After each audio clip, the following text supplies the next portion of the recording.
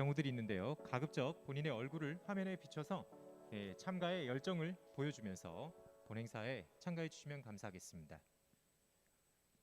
Ladies and gentlemen from overseas who are watching through the Zoom video and participating in this international conference, please turn on your video and microphone and be active and passionate to participate in this conference.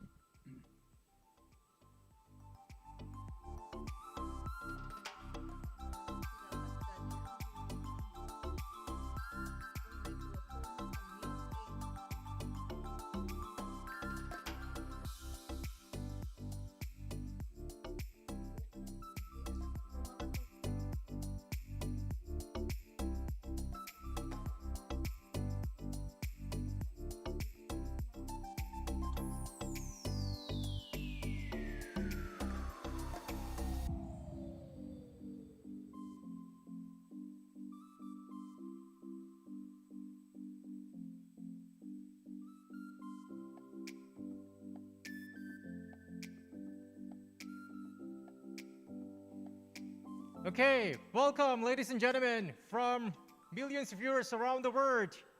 I am Young-il An, in charge of emceeing and preceding the 7th International Student Startup Conference today. And please welcome me and welcome yourselves and give ourselves a round of applause. Woo! Even though I'm not able to listen to your applauses in this studio, I can feel the energy that you're energetically handing me over. And those energies and those startup passion that we are gathering here together in this studio is going to echo in the world, I believe. So it's going to be the 7th International Startup Conference in Dongmyeong University and Busan, South Korea. And it's been so amazing that I have been through this for like 3 years. And I am very proud and be honored because there was a master class man who have invited me here over and over to take me in charge of the MC. A man who is orchestrating all these events, and I'm going to hear his welcoming speech by inviting him onto the stage. Are you ready to give him a round of big hands? Ready? Okay, let's welcome a Director of Business Link Plus Administration from Dongmyeong University, Mr. Shin Dong-seok, onto the stage.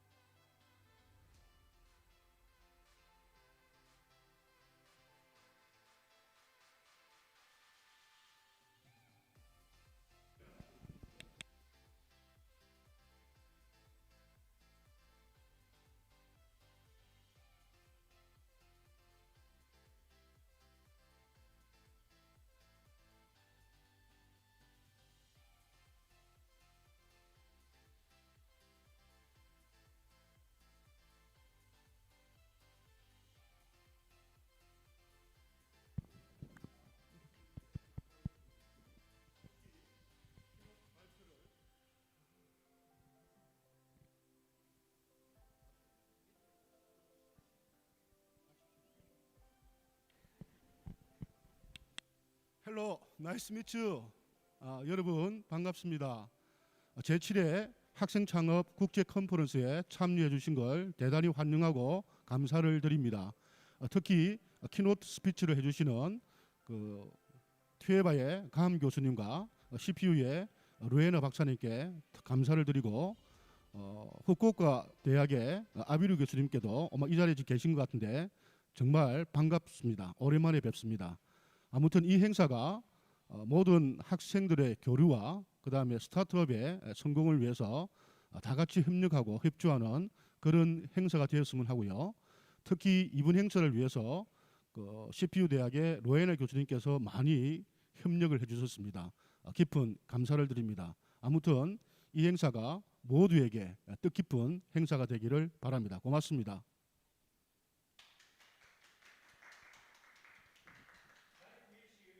Thank you everyone for attending the 7th International Students Startup Conference.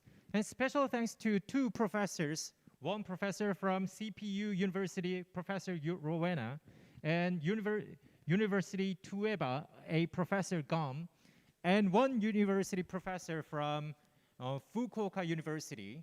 And though he's not able to attend here today, but we are, and Mr. Shin is very heart welcomingly, thank you all for you. And お会いできまして本当に良かったです。今日この7回目の東明ユニバーシティから東明大学から開催するこの国際学生産業カンファレンスに参加いただけて本当にありがとうございます。特にフィリピン大学からのロエナ教授はこのイベントを準備するそのプロセスの中で本当にありがとうございます。很高兴你们参加这一个学生产业 conference。我们今天很多的那个产业企业的的发表。我们很感谢你们参加这一个第七会的学生参加 conference。谢谢。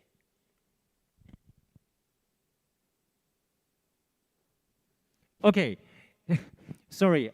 I thought maybe I would need to do more translations for the speeches he has delivered already, and maybe you already have gripped an idea how our event is going to be proceeded in the later sessions.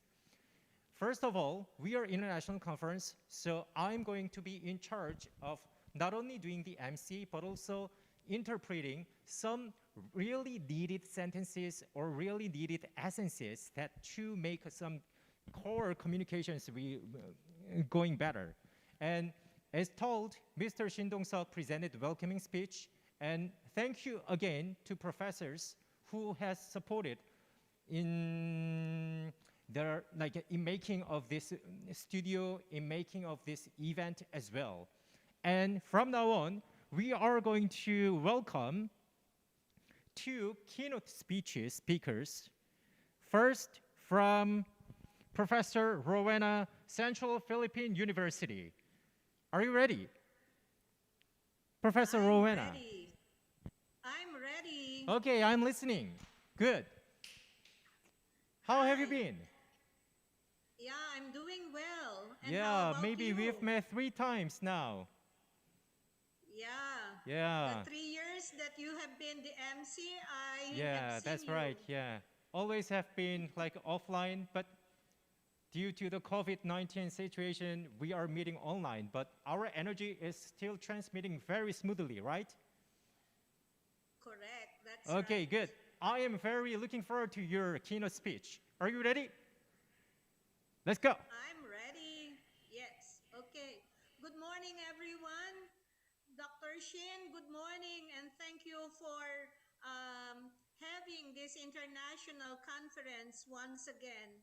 And I can see some good friends, Dr. Gum, Mr. Shobo, and some more professors. Hello to all of you. And of course, to our students, good morning. I'm Professor Rowena Liboon from Central Philippine University, located in Iloilo City, Philippines. By the way, before I start my keynote, I would like to present to you the video of where Iloilo City is located, because this is where Central Philippine University is located. I'll just show you a very brief video about Iloilo City.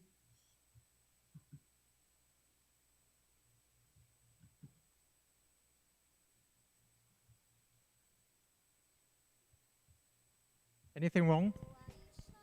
Yeah, no, nothing.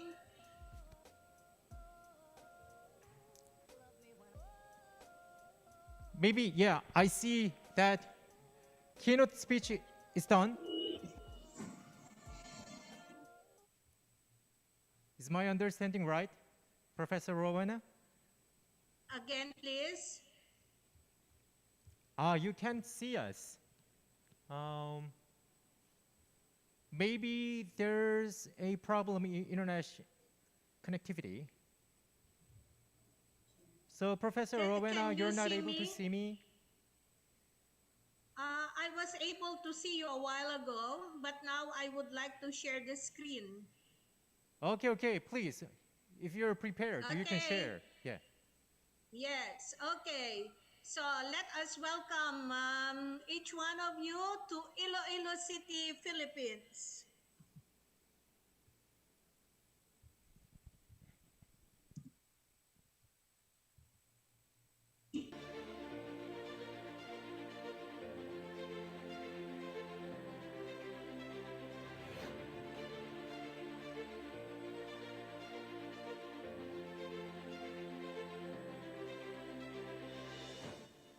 Iloilo City today is far different from what we have seen before. The infrastructure and economic boom have transformed this city. From a sleeping metropolis, it has become a hub for business process outsourcing. Information technology, real estate, tourism, culinary, and education.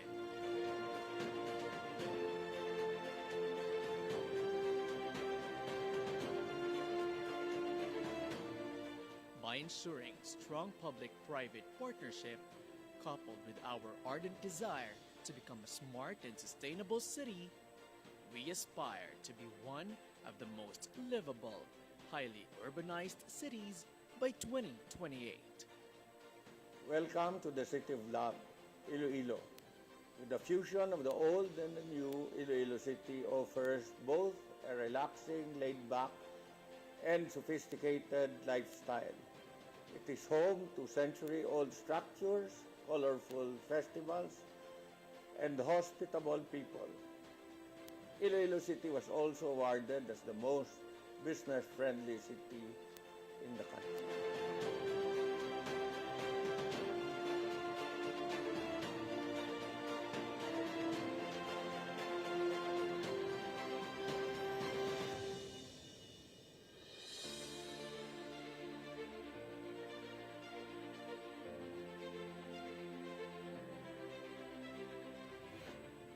Come, experience, and live in Iloilo City.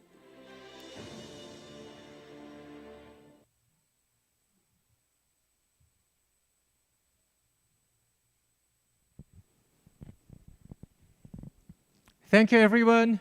Please Yeah. give her a big All right. hands with the video that has been played. Yes. Okay. So that's a very positive way of welcoming everyone. As a participant in this international conference and as a keynote speaker, I would like to share those video with you. And so this morning, I will start my keynote speech by introducing to you the title,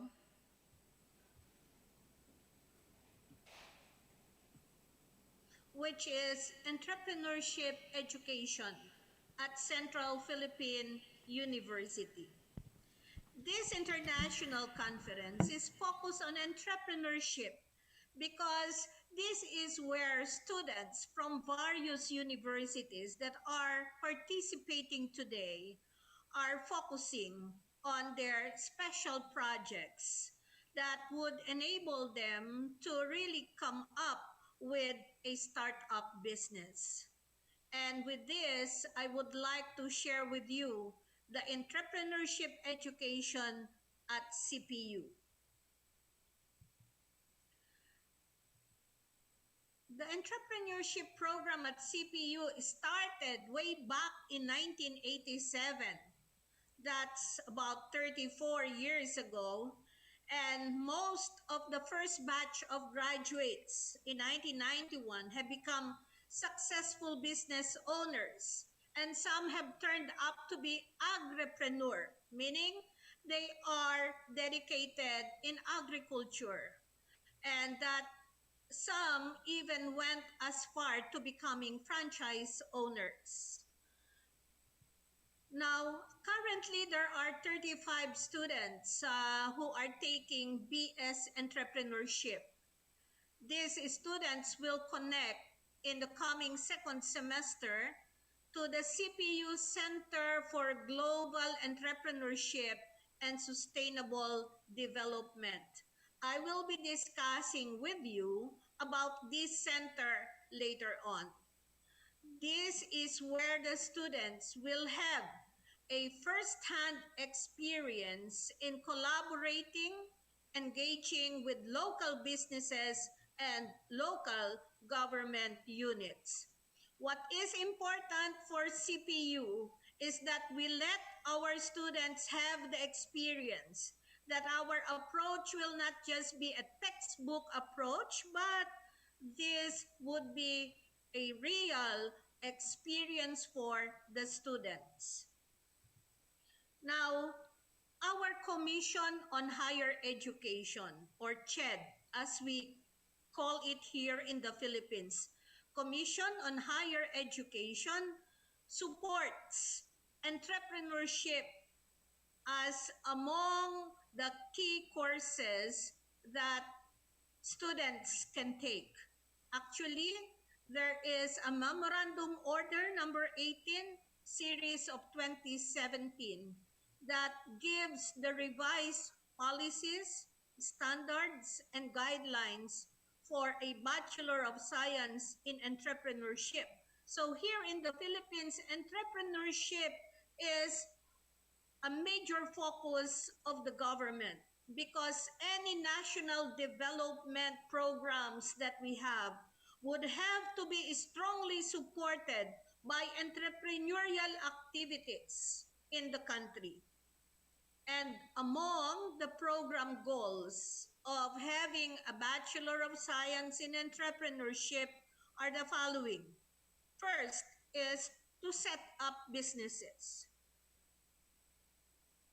Two, to manage and operate a business, a real-life scenario of not only setting up but continually operating and managing the business, because we want to have more entrepreneurs in our country. Any development program, national development program, has to be propelled by our entrepreneurial activities. The next thing is that we assume some would assume managerial positions in the field of business development, corporate planning, and other related positions in the corporate, public organization, and non-government organizations. So these are among the program goals of a bachelor's degree in entrepreneurship.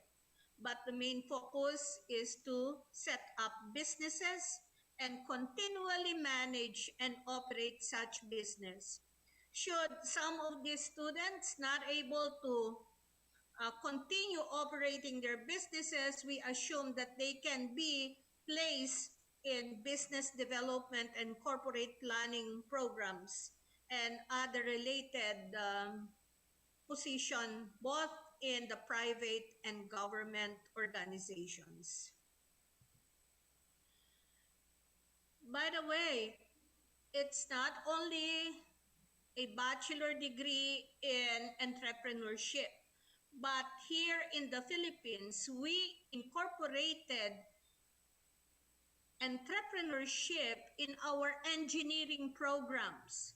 And so the Commission on Higher Education in 2016 sent out implementing guidelines for the engineering faculty training on Technopreneurship 101, wherein it stated, among others, science, technology, and innovation have always been recognized as an essential component of national development. However, it is crucial to create ecosystems to support innovation and entrepreneurship to fully reap the benefits of this field as drivers of economic development. In other words, the Commission has seen the need for our engineers to be trained also in entrepreneurial activities. Hence, there is the so-called technopreneurship among our engineering students. And by the way, here at Central Philippine University, we have a technopreneurship center where our engineering students, especially all of these students in the engineering program take up technopreneurship, and that they are able to develop programs that would be beneficial for certain types of businesses. Well, the aim of this is to expose undergraduate students to have the entrepreneurial mindset and the fundamentals of entrepreneurship. That they are not only having the mindset of becoming engineers in their respective fields, but in their respective fields of specialization, they should be able to see holistically what could be possible as an entrepreneurial pursuit. Would there be a business that can come out of a particular opportunity as presented in the market or as presented in the external environment? They should be able to identify opportunities in their field of specialization. Hence, in this particular memorandum order, faculty members from 539 higher educational institutions have undergone training and certification to become master's trainers in technopreneurship. To us, we believe that this is a big endeavor and yet would be a very useful endeavor for our students as well as for our faculty members. Here at Central, another center, the first one I made mention is about the Technopreneurship Center, wherein the College of Engineering here received some sort of grants. Here in the School of Graduate Studies and in the College of Business and Accountancy, we share a center together, and it is called the CPU Center for Global Entrepreneurship and Sustainable Development. Let us, while I am discussing what is the center all about, I will be showing you a video. So concurrently, you are listening to me and looking at the video. Let me share the screen for that.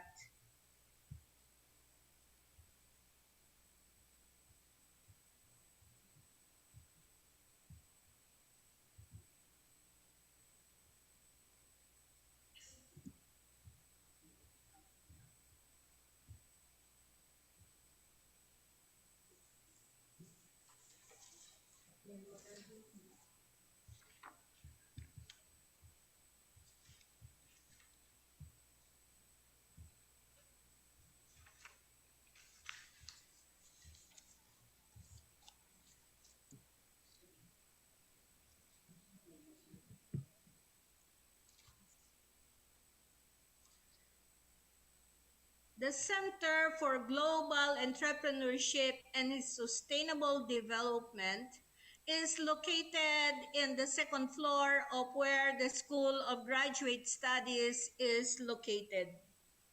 Now, the Center for Global Entrepreneurship and Sustainable Development is a newly created facility that helps new and existing businesses accelerate their growth and success.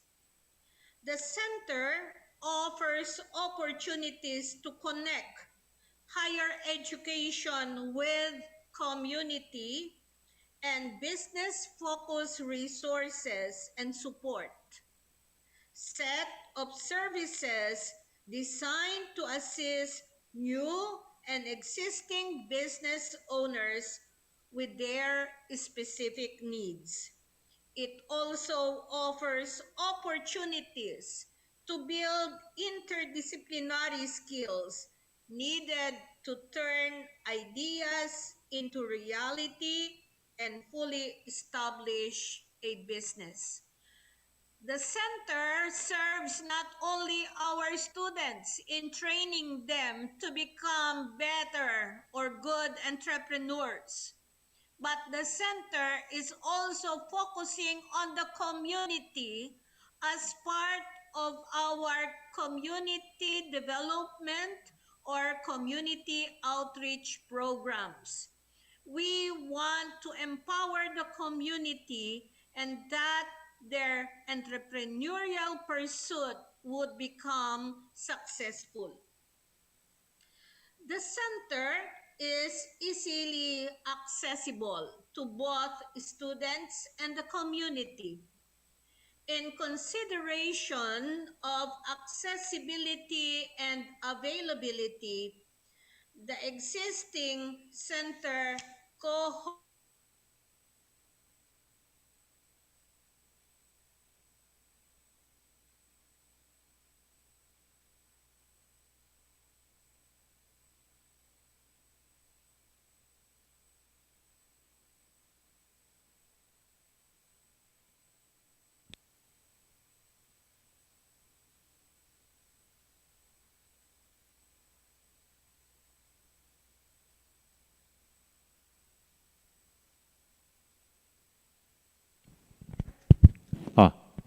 Maybe there has been a problem occurred from internet connectivity between South Korea and the Philippines.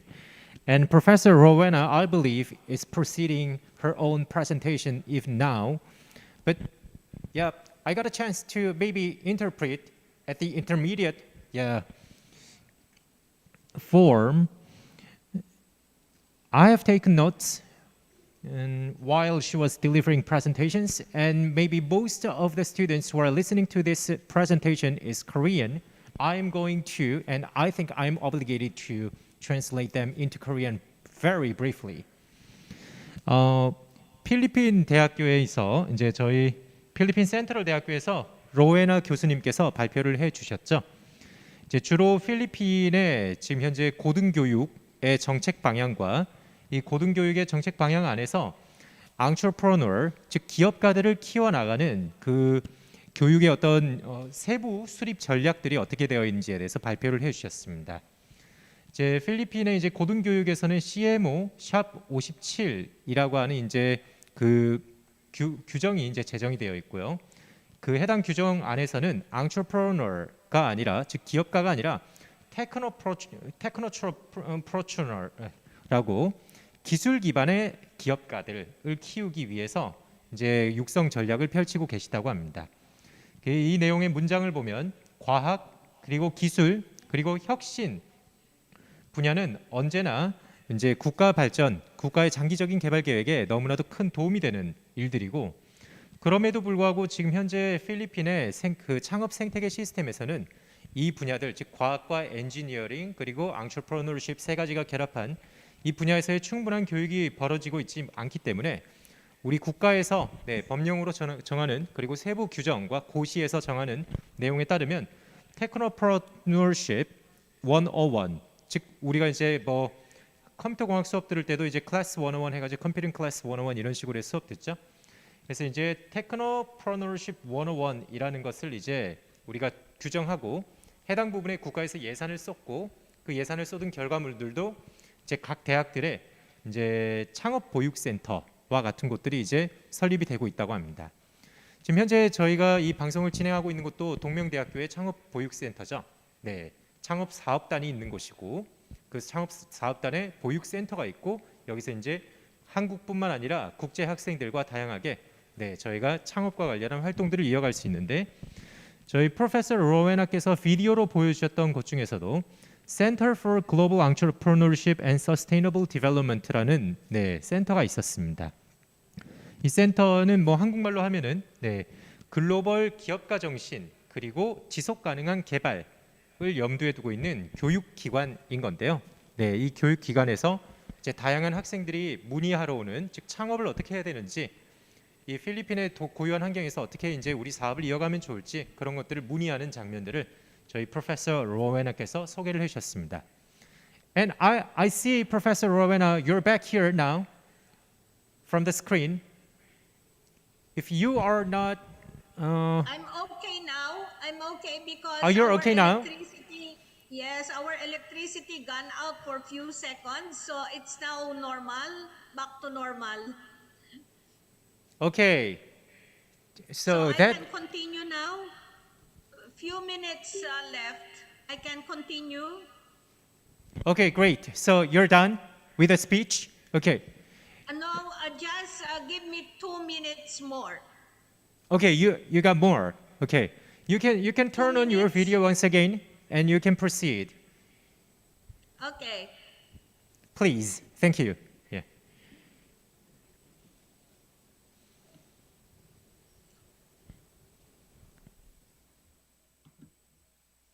Okay.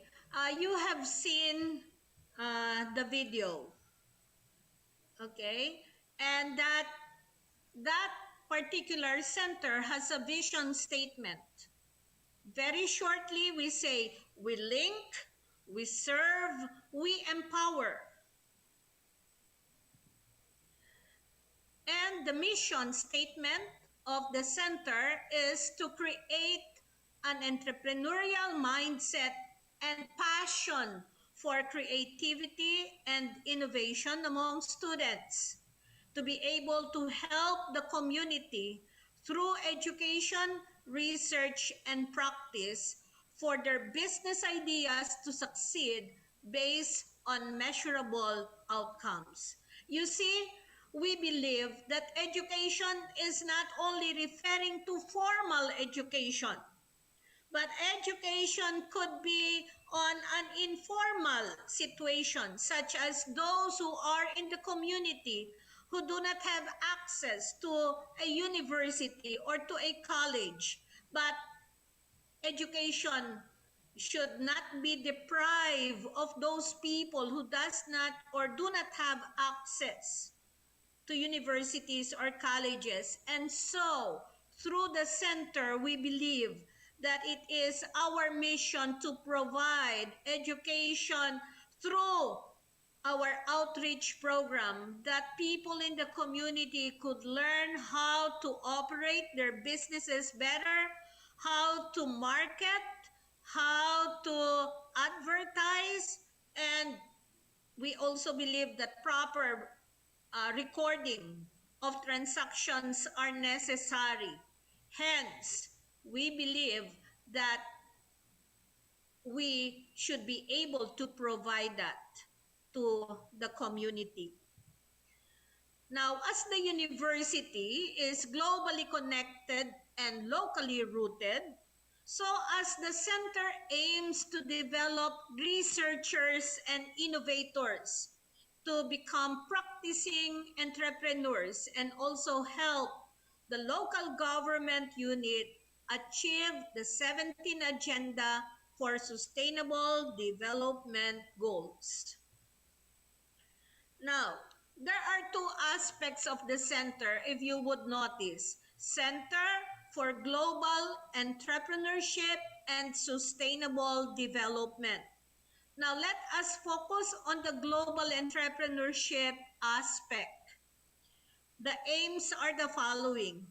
to raise awareness of the legal and corporate compliance, branding and design, finance and business development through mentoring program.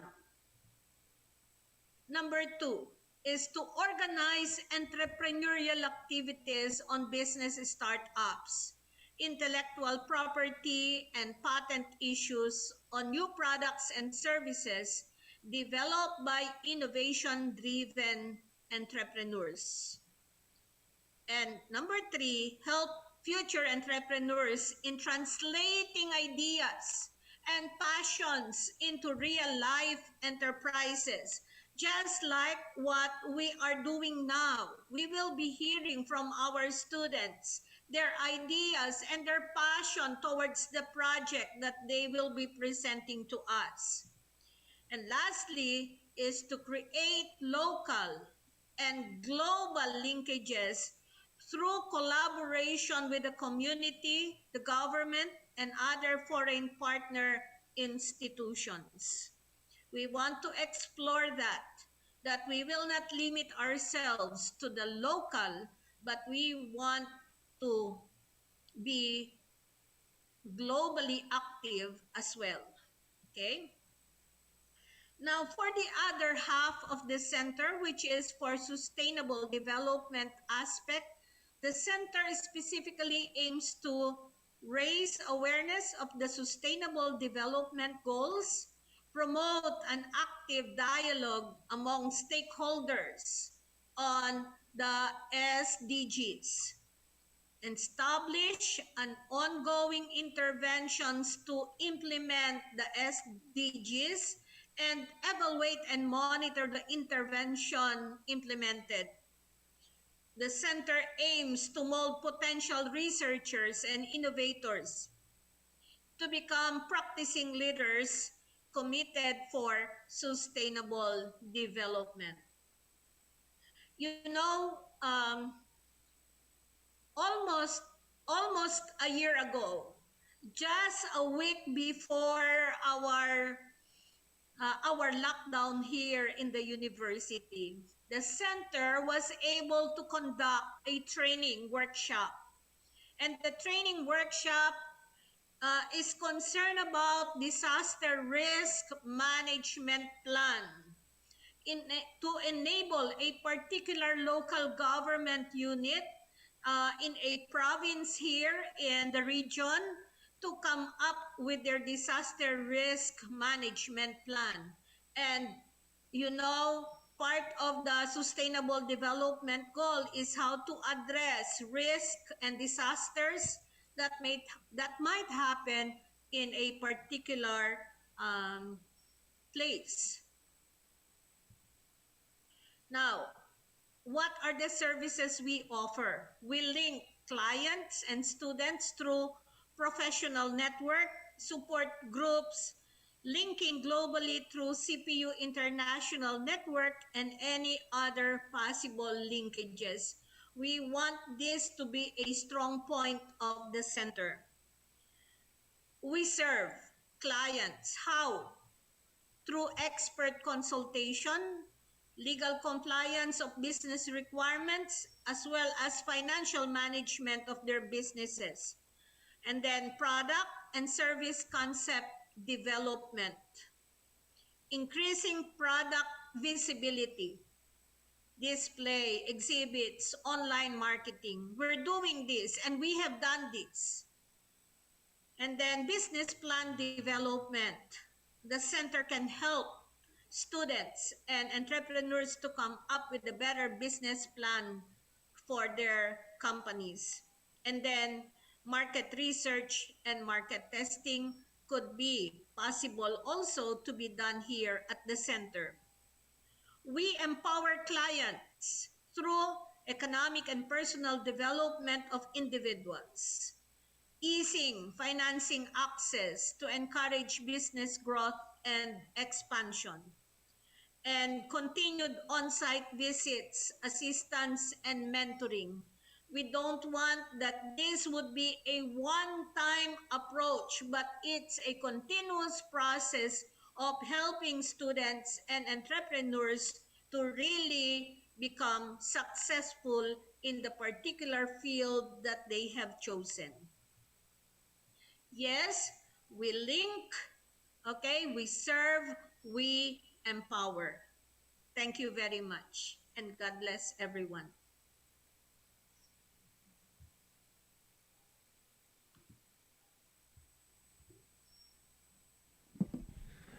Okay, thank you, Professor Rowena, for presenting. Ladies and gentlemen, please give her big hands. Yeah, I'm listening well to your applause from this studio, and I believe Professor Rowena also heard our cheering sounds here too. Maybe I feel obligations to interpret for most of the Korean students what she have told throughout the speech. The essence of the speech was, we link, we serve, we empower. 우리는 창업 아이템을 통해서 점과 점을 연결하고, 그리고 연결뿐만 아니라 그 연결된 무언가가 누군가를 serve, 즉 목적 의식을 가지고 가치를 창조한다라는 이야기를 가지고 있고요. 그리고 we empower, 가치를 창조한 이후에는 다음 세대에게 우리가 창조한 가치가 올바르게 전해질 수 있도록 그러한 정신을 가지고 창업을 할 수 있는 교육을 진행한다라는 사명을 가지고 있습니다. 기본적으로 여기서 이제 local government unit에서, 즉 지방 정부에서 세우고 있는 17가지 핵심 지표들이 있는데요. 그 17가지 중에 이제 3가지를 대표적으로 말씀해 주셨는데, 그것이 이 사회와 그리고 기업의 뭔가 저희가 가지고 있는 브랜딩, 디자인, 그리고 파이낸스, 즉 금융, 그리고 비즈니스 전개 차원에서 도움이 될 수 있는 것들을, 그것이 무엇인지 학생들에게 충분히 알려주는 교육을 하겠다라는 내용이었고요. 그리고 이제 뭐 IP라든지 즉 특허, 지적 재산들 이런 거를 출원할 수 있는 방법과 그걸 유지하는 방법에 대해서 교육을 한다라는 얘기도 좀 해주셨습니다. 네, 여기서 이제 특별히 이제 아까 그 미션 스테이트먼트가 있었죠. We link, we serve, we empower. 우리는 점을 연결하고, 그리고 그것으로 가치를 창출하고, 그것으로 다음 세대에 더욱더 이어질 수 있는 그러한 어떤 힘을 만들어낸다라는 교육 정신을 가지고 저희 센트럴 필리핀 유니버시티와 필리핀 중앙정부 그리고 각 지방자치단체들이 열심히 이제 그 창업 교육을 실시하고 있다라는 내용을 얘기해 주셨습니다. 저희 경우에는 특별히 이렇게 기업가 정신을 교육함에 있어서도 이제 단순히 저희가 테크노프로너십, 즉 기술 기반의 창업 또는 기업가 정신의 창업 이런 얘기만 반복하는 게 아니라 지속 가능한 사회, 즉 Sustainable Development에 대해서 생각을 하고 있는 필리핀의 Entrepreneurship Education, 즉 기업가 정신 교육에 있어서 특별히 더 감명받는 그러한 키노트였던 것 같습니다. Once again, ladies and gentlemen, please give big hands to Professor Rowena. And in a series, we are waiting for another keynote speaker from Vietnam, University Thai Nguyen of Economics and Business Administration, Professor Gom. Are you ready? Okay, ladies and gentlemen, please give her big hands. And if she's ready, we are going to play and get kick-started. Now she is opening her screen.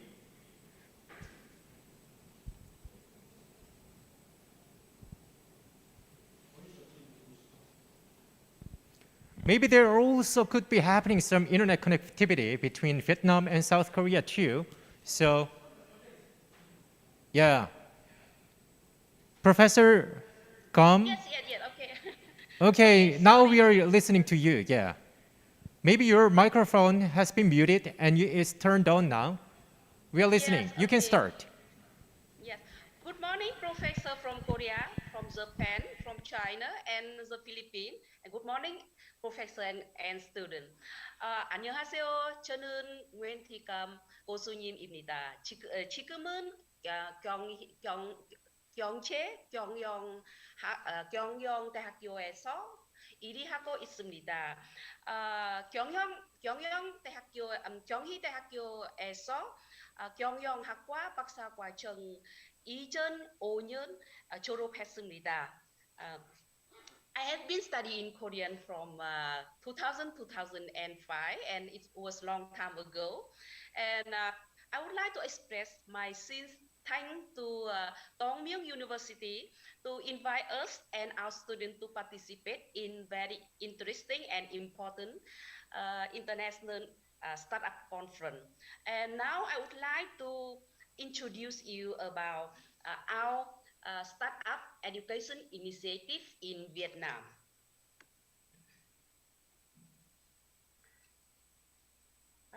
Okay, it seemed to me that I'm sorry because it seemed to me that the slide is moving. So I will again and share again.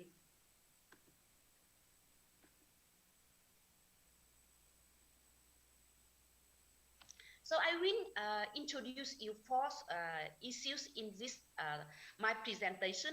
First, about our government support for startup education initiative in Vietnam. Second, entrepreneurship initiative in the university and colleges in Vietnam. And the third, about the link between industry and university in preparing students to have startup idea. And I will give you some example about startup undertaken by our students at our university.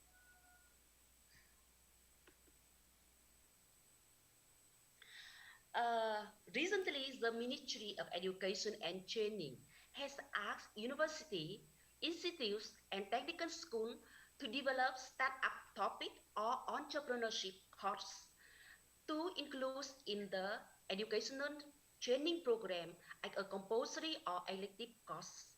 This is implementation of the two national programs, first supporting the nation innovation startup ecosystem until 2025, starting from 2016.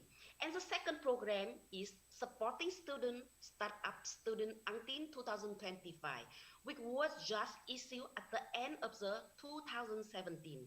And the aim of these two national projects are to create a synchronized, efficient, and comprehensive startup ecosystem in which university and colleges are one of the important subjects. So, and we also have another policy and support startup at the national level named National Project 884, which refer to the development of training activity, capacity building, and services for innovation startup through program, textbook, training courses, and consultant from the number of training institutes and universities in Vietnam.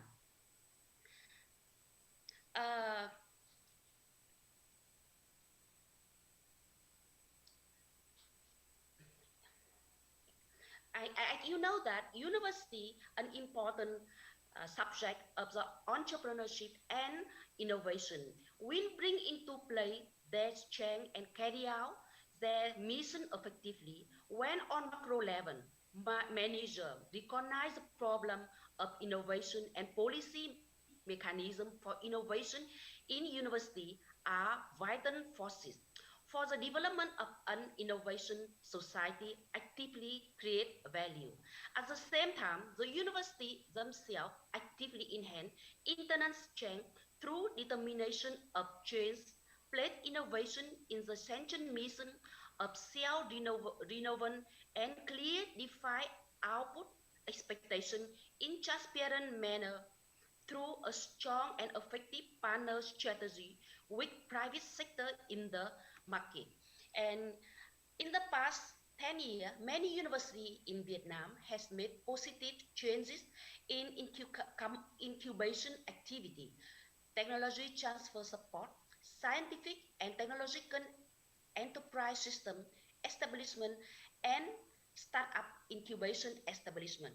So, for example, in the southern part of Vietnam, there are many universities like University of Technology, National University of Ho Chi Minh City, University of Agriculture and Forestry in Ho Chi Minh City, Cần Thơ University, and some university in the north like Polytechnic University, National National Economic University, Foreign Trade University, and our university, Thai Nguyen University of Economic and Administration, we have established a center for innovation and entrepreneurship. Um,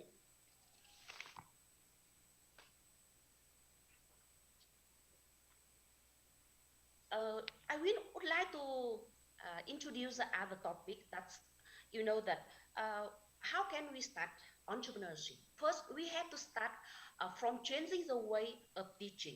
So a serious, successful student-led project that become marketable product of Ho Chi Minh City, of University of Technology and Education, come not only from subject called startup or innovation or university startup competition event, but also come from the method of project-based learning.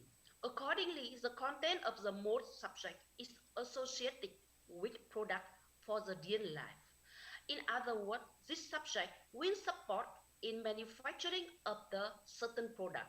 This is a global chain and we have no way to follow. And from the first year university, students have familiar with the teaching method in the introductory subject. This course is been around students having to team up and implement a simple automation product such as automatic water pottery practice, replacing underwater artists. The specialized subject will then move toward more complex project, sometimes tied to the ordering of the business into the commercialized finished product. In addition to enforce mentioned automation, vendor machine on the roads, there is also the hero of the road, a robot that clean rubbish in the underground pipe of an automation bananas leaf clean for Thought company, known primarily for its dumping product. Previously, the company has departments specialized in hand cleansing bananas leaf with low productivity. Uh, However, as you know, there are also some difficulties for us when we, implementing some kind of something. First, we have to talk about the difficulties between the relationship between the business and university. It's still loose, and the corporate social responsibility is low. And the second thing is that the few concerned training institution, right, that establish based of university competence and scientific research. And some universities, they do not pay attention, right? Pay attention to entrepreneurship training program at the university. So that's some of the difficulties that what we are facing right now. Okay, and uh, and I would like to introduce more about startup incubator modern at university in Vietnam. And I would like to give you a case of the foreign trade university. So there lies a need for startup incubation. Foreign trade university established innovation incubation space, right, to create startup incubation, connecting the university activity with business, organize startup competition, and professional support startup activity. So these centers, they have some main activity like community building, innovation practice, training, incubation, and research and developments. And I would like to show you some, picture in this room, right? This is some picture, right? Or some event that they organize they plan to organize. And here's some kind of discussion or student work when they try to identify some idea, right? Idea, and they discuss and try to turn the idea from to the real project, right? Okay, and uh, and I also would like to introduce something more about initiative at our at the university. So this Center for Innovation and Incubation has responsibility to connect with the other university through network startup advisor, investment fund, and business. And in order to implement its role, the center has developed and designed a series of the related program such as Foreign Trade University Talk to inspire, create an entrepreneurship spirit for students, support and orientation for startup program, and manage training costs, right?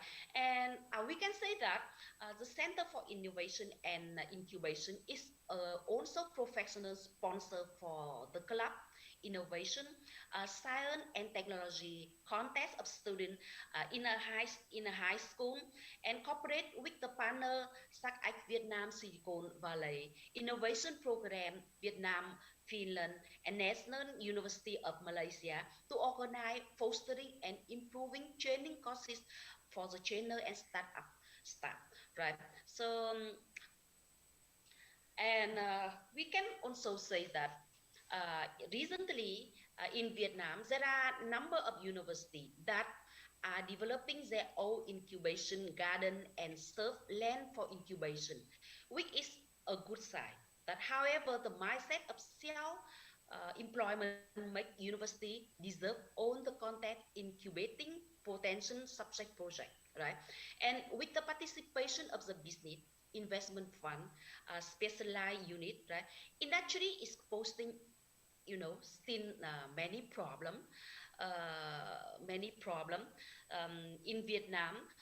You know that the corporation just has begun to begin. For example, BK Holding, a company in the heart of the University of Technology in Hanoi, right, cooperating with UP for working space to develop UK BKHU up work co-working space is a good example, right? So they work very well and produce a lot of things like a virus program and some software, a computer software program. So, and student, one of the key, participation in such kind of project.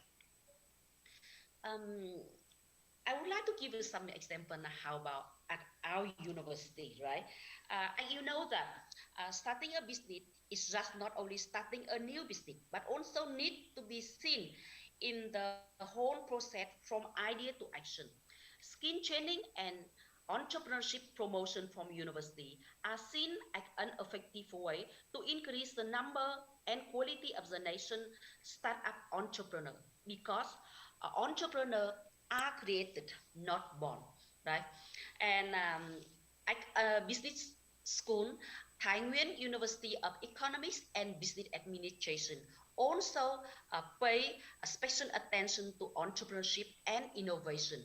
And the university has set up an innovation and incubation space for students, right? Where they can come and discuss their idea, turn their idea into vibrant innovative project and preparing for the entrepreneurial contest, etc. And here is some example of the Center for Entrepreneurship and Innovation in Vietnam. So you can see that the space look very attractive, very nice. So you can be creative in this space, right? In this very nice place. Here's some picture that from our Center for Innovation and Incubation at university. So if you have chance and to come to visit our university, you can come and visit this place. And actually we are a member of Thái Nguyên University. So at Thái Nguyên University, right, we still have one very big and very well equipped center for innovation that funded, right, by the U.S. Embassy, right, in Hanoi. So very well, modern with the modern technique and big room, and many students can come there and discuss, and they can work there. And Cuba corner, right? And I think that we got Professor Libo Wang from the Philippines have been here in Vietnam almost more than 3 years, nearly 3 years ago. So at that time, Tuba Corner, right, not yet established, but this have already started up, right? And it's worked well, but even during the COVID, we have to close right now. But when students come to university, it's working.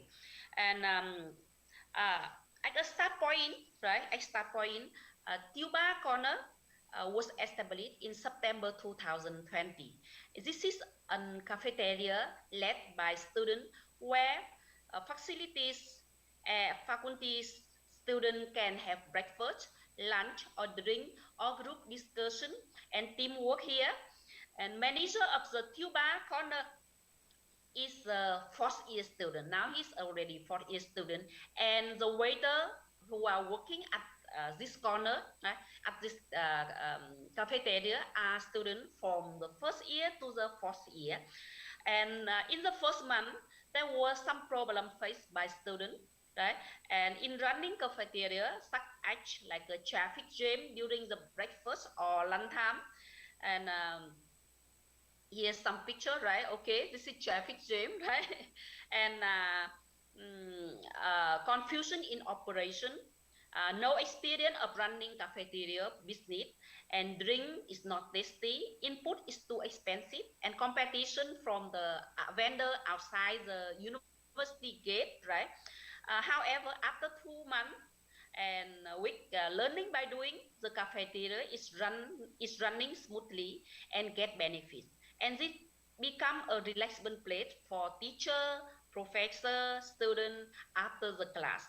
And we, hope that the experience from this modern startup will expand into the other startup project at our university. So here you can see some picture, right? And in conclusion,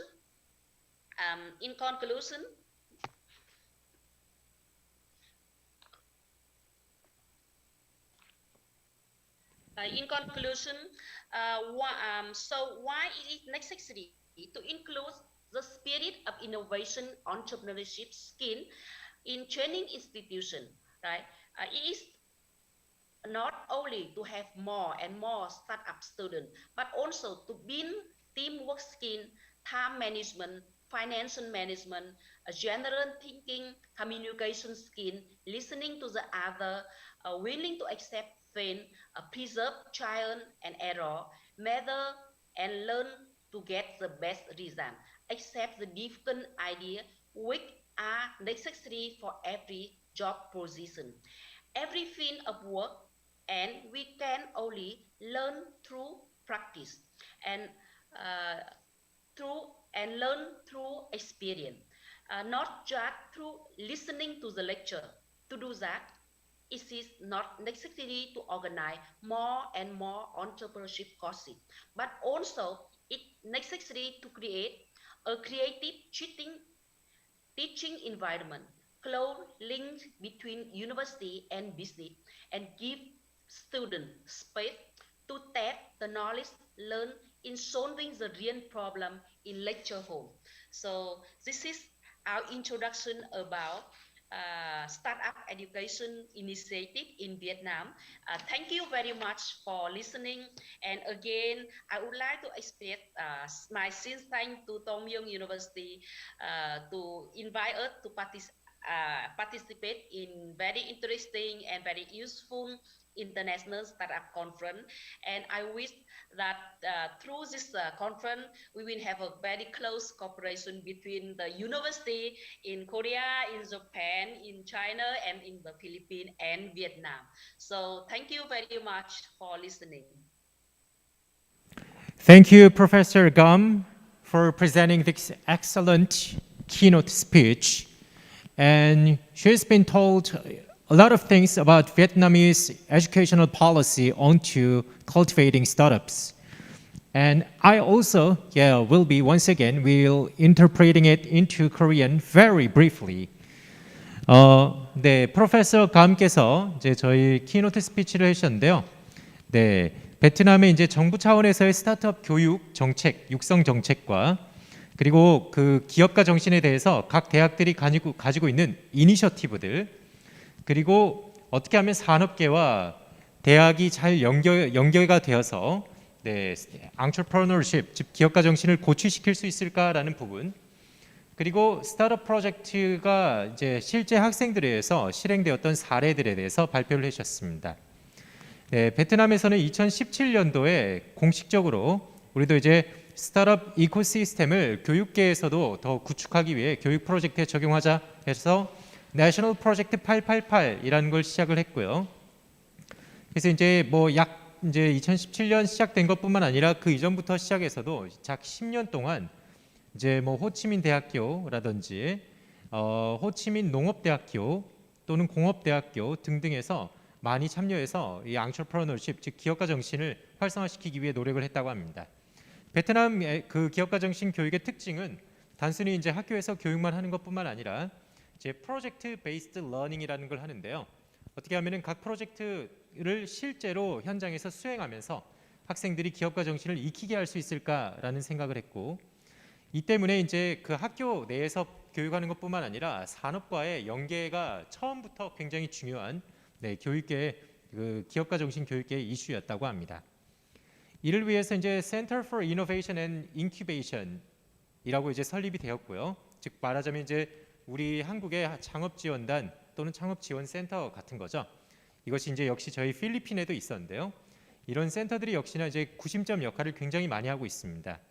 학생들에게 그렇게 이제 그 학생들이 구성하는 창업 동아리, 즉 Sponsor the Club 하고 있고요. 그 클럽들이 이제 이노베이션을 할 수 있게, 그리고 이제 스타트업들을 창업 활동을 할 수 있게 학교에서 교육 프레임워크를 제공하는 것뿐만 아니라 아까 말씀드렸듯이 산업과의 실제 연계성을 중심으로 프로젝트 베이스 러닝을 하기 때문에 그들에게 소개시켜주는 역할까지를 이 센터에서 굉장히 많이 하고 있고, 그 중에 한 성과로 이제 BK 홀딩스라고 하는 곳에서 이제 같이 일을 하기도 하고, 또는 코워킹 스페이스들에서 이제 후원을 다수 유치해서 학생들이 자유롭게 해당 공간에서 창업 활동을 할 수 있게 진행도 하고 있다고 합니다.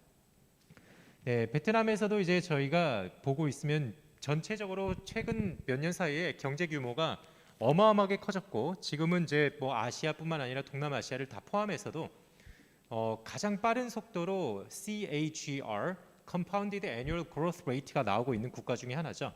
아마 그 동력이 베트남에 이제 이 젊은 인력들이 많고 그 젊은 인력들을 토대로 이제 이 스타트업 분위기가 굉장히 다수 형성이 되고 있기 때문이 아닌가라는 생각을 해볼 수 있게 해주는 그런 이제 훌륭한 키노트 스피치였습니다. And ladies and gentlemen, please just give a round of applause and big hands to Professor Gum for delivering this excellent keynote speech. Once again. Thank you so much.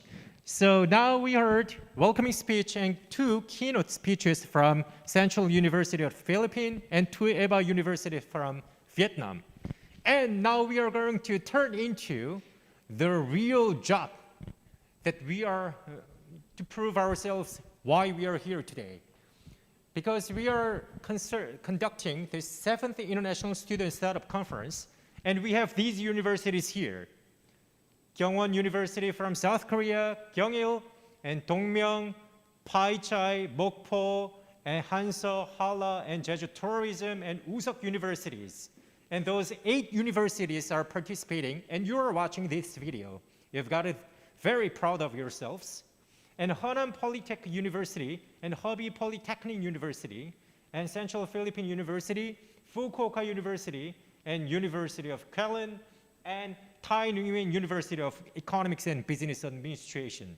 Those 6 overseas universities are watching this video and participating actively for cultivating this startup ecosystem globally bonded. This is very amazing. And I watched it and reviewed 26 videos that you have submitted for challenging this event to win the prize and to prove yourselves that your business model to be very successful. And among 26 out of them, we have selected 7 finalists.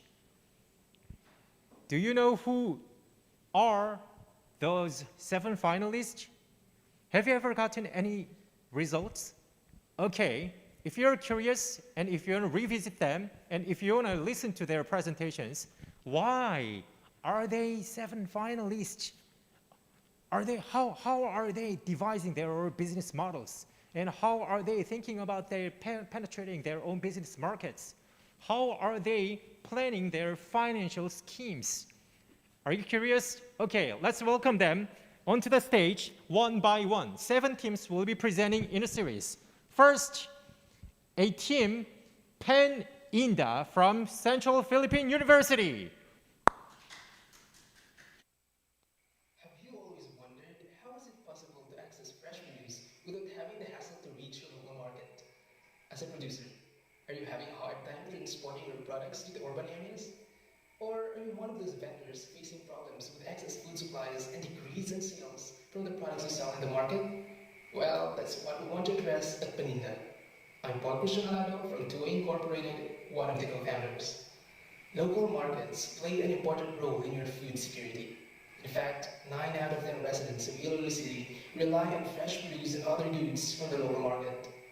Research shows that COVID-19 restrictions have created new layers of problems for all of you, local consumers, producers, and market vendors. Since 70% of the population of the city owns a smartphone, our company believes that a modern solution to address your problem is through a mobile application that provides a new approach to accessibility and food security. We bring to you Paninda, a mobile app, where we are revolutionizing your market experience as the first online palengke app in Iloilo City. Now let's take a look at the features of this mobile app. Paninda offers 2 categories, wet market and groceries, where you can access fresh food right at your fingertips. Online stores or Puesto, where producers can directly deliver your fresh produce and where vendors can sell your products. Through online marketing and advertising with Paninda, we can help you increase your sales. Product categories, where you consumers can enjoy a wide variety of fresh products delivered right into your doorsteps. The key about Paninda are the additional app features made for all of you. Looking to access fresh produce without having the hassle to reach your local market? Try Paninda, a mobile app that bridges the gap between the producers, vendors, and consumers of the local market through simple clicks and scrolls. To get started, first you need to download the app, set your username and password, log in as either consumer, producer, or seller, and then register. The app offers 3 categories, where you can choose from 3 options based on the food product you need: wet market, dry market, and groceries. Online stores or Puesto, where producers can directly deliver your fresh produce and where vendors can sell your products. Goods, where consumers can look for a general or wide variety of fresh food products delivered right into your doorsteps. The key about Paninda are the additional app features made for all of you. Tracking system as well as program transportation system. It recommends shorter routes for the delivery drivers. Schedule. It will let you set shopping and delivery schedules. Price comparison. It offers an option where you can compare prices from different Paninda stores so you could get a better deal. Secured payment methods. Used for contactless payments such as credit or debit card, PayPal, GCash or cash on delivery or COD, where affordable service fee is guaranteed. Paninda checklist. To make sure that you will receive your orders and can verify that everything is complete upon receipt. Paninda handbook. To guide our valued customers and address your frequently asked questions or FAQs about ordering, delivery, pricing, and other issues you encounter. Now let's see the basic or most important steps to remember for the transactions between the seller, consumer, and the producer. First, consumer chooses from different shops or products, and then he evaluates option, places order, and chooses payment method. The seller verifies order, and then the seller packs and secures the product. The rider picks up the order and delivers it, and then the customer can track the product. The consumer receives order and verifies if everything is complete via checklist. Consumer pays if COD is chosen for payment method, and then the feedback sheet is provided. Whether you are searching for fresh food supplies or easy access from local markets, There is one destination where you can find it all. Paninda. Access fresh food right at your fingertips. We are the 2A Incorporated, a team composed of engineering students that aim to address certain problems or needs in our community. And our team has a mantra aligned to the motto of our college, and that is to turn our ideas into reality. And basically, our team has came up with this business idea as based on what we observe and what we experience in the current reality, the COVID-19 pandemic, which causes continuous lockdown and community restrictions which limit the movement of people from one place to another. And this also causes inaccessibility of our local food markets. And this also creates another form of problems for our market vendors, our producers, and us consumers. And so with the willingness to help these affected sectors, we bring a modern solution in a form of mobile app named Paninda. And with this, we will provide a platform for the local producers or farmers to the market vendors to market their product and help them increase their sales. According to the World Health Organization, local markets play an important role in the food security of the majority of households in a community. In fact, 9 out of 10 residents of Iloilo City rely on fresh produce and other goods from the market and local retailers. Consumers always count on getting their needs from the vendors in a local market but deal with the pain of inconvenience and limited accessibility. Local farmers or producers as well as vendors rely on local market as a source of income. However, they have a hard time transporting products, are experiencing decrease in sales, and are facing problems with excess food supplies. Especially in times of COVID-19 restrictions, it has created new layers of problems for the local farmers or producers, vendors, and consumers. To address the underlying problem between the market vendors and the local farmers or producers who have a hard time transporting their products to the urban areas, as well as the inconvenience and inaccessibility of some of the consumers from the local food markets, of which are further aggravated by the community restrictions and transportation issues due to the COVID-19 pandemic. The group proposes a technological solution in the form of a mobile application. In this time of a global pandemic, a modern solution is introduced. The Pew Research Center stated that 60% of the population of the Philippines owns a smartphone. In line with this, the group proposes a mobile application, Paninda, a mobile app that provides a new approach to accessibility and food security. This aims to bridge the gap between the local farmers or producers, the vendors, and the consumers of the local market. Paninda has a wide scope of benefactors, local farmers, producers, and market vendors, helping them to market their products that also benefit the local consumers. The mobile app includes a tracking system as well as programmed transportation system that recommends shorter routes for the drivers to ensure that products' freshness is guaranteed and delivery is made fast and easy. It has a complete system and additional key features that are user-friendly, not to mention that it offers an affordable service fee. The team interviewed people that fit the description of potential users or target customers around Iloilo. Those potential users are local farmers or producers, vendors, and consumers. They watched a video prepared by the team and were later asked for their opinion if they want to try it. Out of the 10 interviewees, 9 of them answered yes and gave good responses, while 1 of them was still unsure. We also asked why they would want to try it, and the main reason is that it will be convenient and helpful to them if they have an access to an app like Paninda.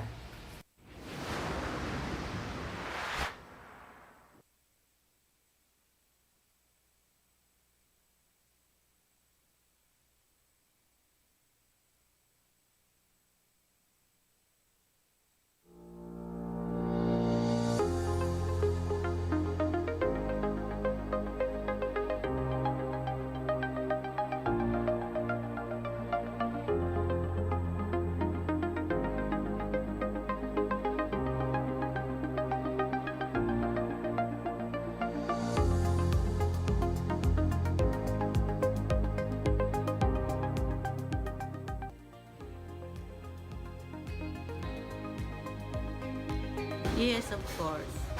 Maganda sa app sa pandemic subong kasi para hindi ka na maglumabas sa bahay.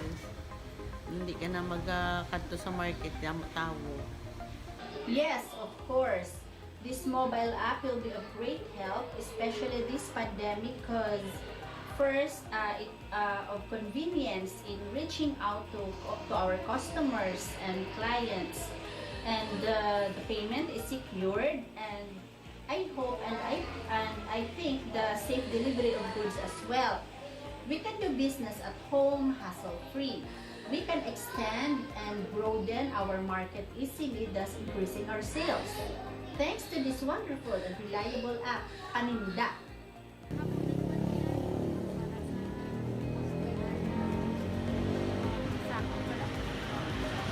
Para sa akon, subong, oo, makabulig din.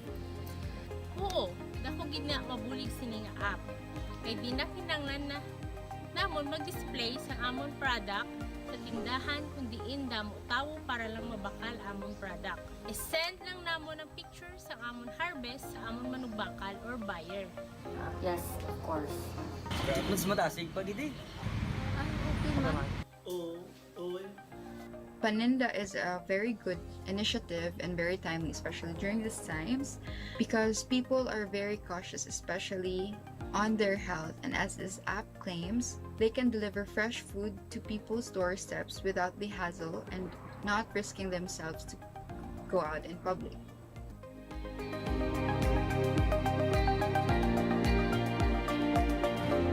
Paninda. Access fresh food right at your Thank fingertips. you. That's all from Paninda, a video. And if you had any questions, please, maybe you can ask questions through the chatting in the YouTube. And I'll be back with the questions if you really throw the question onto the video. And maybe because we are proceeding this through the online, live Q&A is really like a juggling, colliding questions could be, it could be hard. But if you had, please leave your comments on the YouTube timeline. And then, so it was Paninda from Central Philippine University, and please give them and to their passion and to their business plan big hands. And now we are going to, next startup idea from Etchik, from University Tuiba, Vietnam, digital fashion. Please welcome them.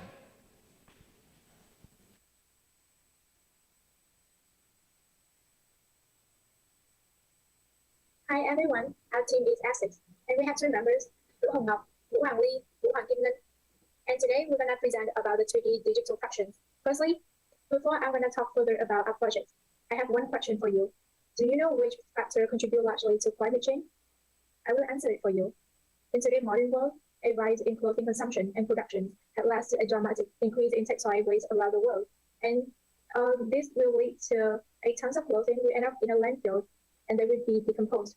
During this process, textile will generate greenhouse gas and toxic chemicals into the environment.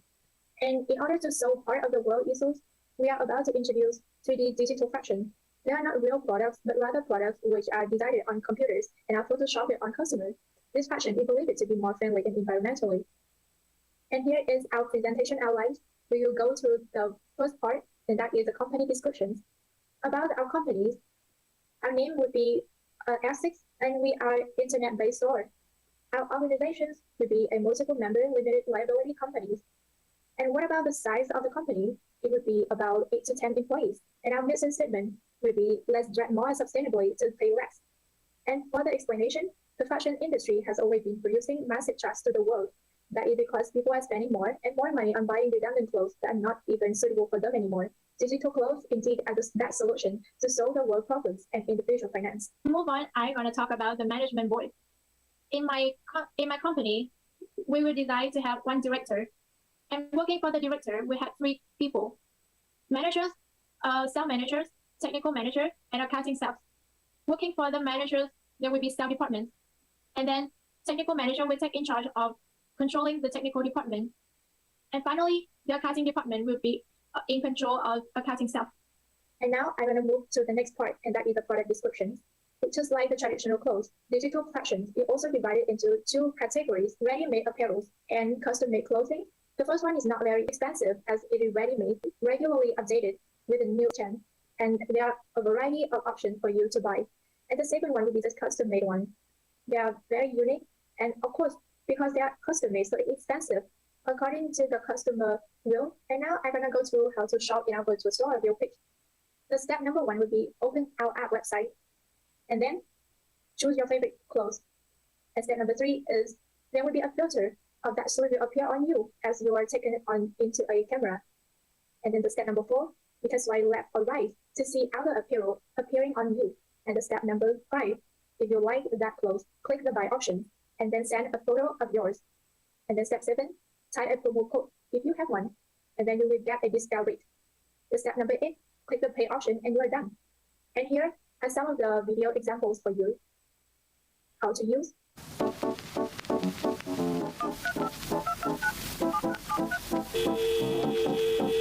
Hey. Video how to buy.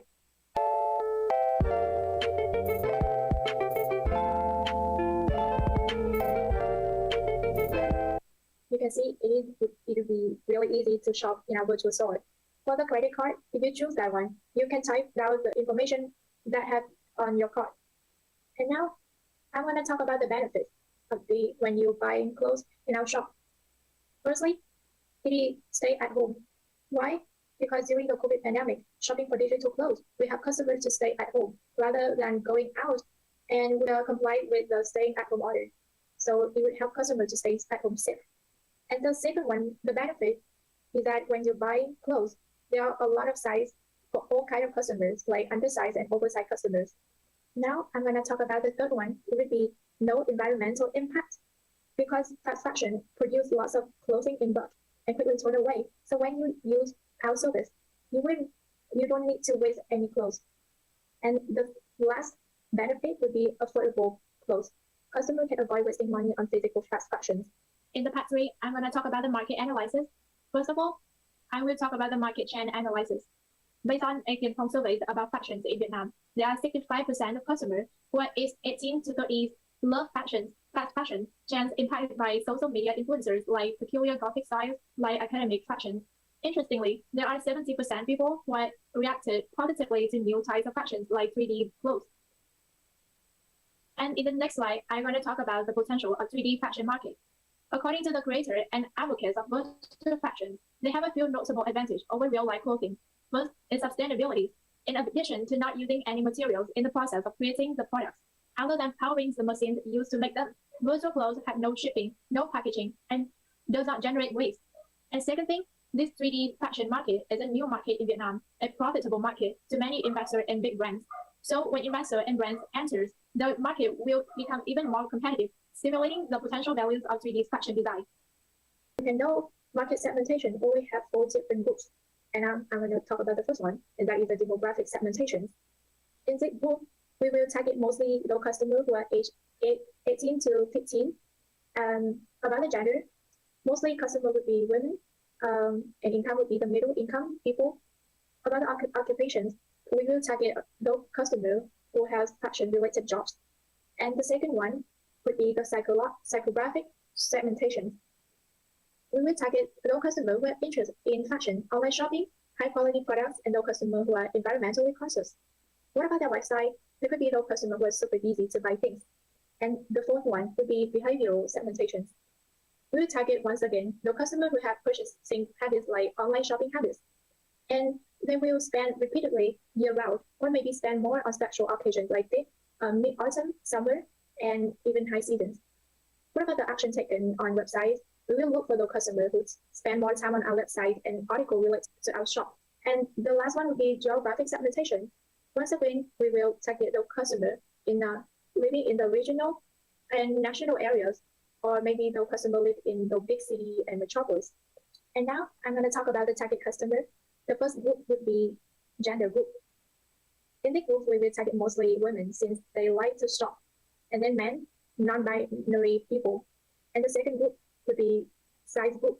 In this group, we will target undersized and oversized people since they would have little and maybe a few options to shop in a real shop, So digital clothes shop would be the best option for them since we can offer all size clothes. And the third group would be the age group. As a group, we target youngsters and young adults, mid-aged people. And the last one would be people who have interest, social media influencers, fashionista, people interested in posting new clothes on social media, or even cosplayers. And now, about the competitors. We have 3 different competitors, but first, I'm going to talk about the direct competitors that are the dresses, tribute, oral furs, etc., and the indirect competitors. However, there are local fashion store, retailing store, or even online retailing platforms like Lazada and Shopee. And the third group would be future competitors. They could be those competitors that deliver higher quality service that we still not yet know in the future. Now I'm going to talk about the marketing plan. The marketing plan have 3 different strategies. That is the product service, and the second would be promotion, and the last one would be the price strategies. But let's focus on the product and service first. We will analyze deeply market and customer preference. This strategy will help us to increase our customer loyalty. And then we will try to add value into the products by hiring professional designers. And then we will have a quality control department to control the quality of our products and make sure that our final product will look glamorous and flawless. And the last strategy would be taking reviews and feedback from customers so that we can improve in the distant future. Now, I'm going to talk about the service one. The service, we will provide one-on-one support live chat. And the second one would be a full instructional video, especially on our website, since there would be a lot of first-time visitors on our website, and they would love to see a guide video how to shop in our virtual store. And then there would be a self-service. Now I'm going to talk about the price strategy. The only strategy that we would use in this price strategy would be the value-based pricing. In value-based pricing, the list price is determined by estimating what consumers are willing to pay for a product, and then backing off a bit to provide a cushion. When compared it with cost plus markup, value-based pricing is better as it hinges on the perceived value of a product or service rather than cost plus markup. And now I'm going to talk about the promotions strategy. The promotions have 3 different kinds: advertising, public relation, and social media. About the advertisement, we will have hybrid promotional campaigns, posting adverts via the internet, or even have some pay-per-click advertising. And about the social media, we're going to use the social media like Facebook, Twitter, Instagram, and we will install our own website, adopt SEO strategy, and then have online video marketing and email marketing as well. And now I'm going to talk about the public relations. We will try to have social media coverage, blogging, and other techniques. Maybe other technique could be making viral advertising or creating guerrilla marketing. And now I'm going to talk about the distribution strategy. And since our virtual store aims to sell products directly, we're going to adopt the direct distribution and through the help of the internet. Here are some of our tactics I can introduce to you right now that our virtual store will adopt. Firstly, it will be the birthday sale promotion. We will use the tactic to show how much we care about our customers. And then the next one would be the viral advertising. Guerrilla marketing will be so effective to attract customers' attention. And then the next one would be the psychological pricing. Maybe we're going to use some strategy like odd pricing. Place the price at the odd number, like $39.99 for a legging. And the next one would be combo offers. This offer is super effective when we attract customer attention. And the next one, flash sales and clearance, or we can adopt promote discount card to leverage customer loyalty base. And now I'm going to talk about the production plan. The production plan, however, has 3 different parts: pre-production, production, and post-production. The first one, basically we will do some of research, designing and planning phase, this design of the entire 3D project. And the second phase will be the production. We will design clothes on Maya software, designing clothes filter on Spec our studio apps. And finally, we will photoshopping customer by Adobe softwares. And the last stage, at this stage of the post-productions, we will do some final touch to make the customer final products look polished and professional. Here are some of the designing clothes on Maya. Here's the photo of how we design filters on Spec Studios. And here are some of the pictures how we Photoshop digital clothes on customers. And the next one would be risk assessment. We have done some of the analysis about this part, and we come up with 3 different ones. The first one would be pick up the ground strategy. I'm facing a large market and applying a business strategy to that market mechanically without understanding the needs of market. A business may face some unavoidable risks. So we take that into our considerations. And the second one, the risk would be maybe our nature of the business. We are a new startup business, so we have a completely new business idea in Vietnam. Thus, we might face some risks as customers feel hesitant to spend money on new trend things. And then the next one would be the contract dispute. This problem may easily happen to a new startup like us. When signing a contract, most of the time when a new business is established, attention is paid to commercial terms without regard to legal terms. So we will pay attention close to that problems. In the part 7, I'm going to talk about the financial plan. First of all, it would be the estimated investment. It comprises 6 packages in total. The first one would be the business registration cost, which about $6.52 US, and then second one would be the professional designer hiring cost, which is equivalent to $740 US, and the third one would be the Maya software and the Maya online courses. The Maya software is the program that we're going to use to design the clothes, and it will cost around $224.99 US. And the fourth one is the Sparkar Studio, and it's full online courses. We use that program to create some outfit. And the fourth one would be the Sparkar Studio, and it's full online courses. We use that program to create outfit filters, and it would cost around $115 US. And the fifth one is rather cheap, which is around $9.99, and that is a Creative Cloud Lightroom plans, and it's full online courses. And the last one would be the Adobe Photoshop 6, and it's full online courses, around $30.98 US. And here is the financial plan table. In this plan, we will see that the total cost would be around $1,128, which is a very low initial investment cost. And in the next table, we come up with the estimated operating cost. Basically, this is the monthly operating cost. It has 3 different parts. The first one would be the marketing cost, which is around $217. The second one, it is the technical support cost. It is around $86.96. And the last one would be the designer hiring cost. We predict to hire 3 designers. So it would be a bit high, the cost, and it would be around $1,304. And we're going to show you the financial plan for the monthly operating cost. In the chart, you can see that the total cost for a monthly operating cost would be around $1,608. Finally, we're going to come up with a break-even analysis. You can see that the price per unit, we estimate around $15.42 US, while the predicted units sold per month would be around 251 units. After have done some calculations, we come up with a break-even point, and the units to break even would be around 128. It means that you have to generate a revenue which is around, it means that the break-even price would be around $1,973.76 US. And move on to the next table. Here is our break-even point table. And we estimate that in order to break even, it takes us 1 to 2 months to break even. And now I'm going to determine the business feasibilities. It has 3 steps in total. The first step, it is the product value positioning. As we identify the value of our products, we can see our product or service isn't available in my country yet. It is a solution to dress sustainably, pay less, and shop for a distance. Therefore, our idea certainly has the potential to grow in the long run, as there are many customers who would love to shop online during COVID-19 pandemic to purchase clothes for a cheap price while helping the environment. And we move on to the step number 2, and that is to identify the market and the needs of the products. As we have a look at the fashion market, we notice that there are some long-term fashion trends nowadays, such as fast fashion, trends impacted by social media influencers.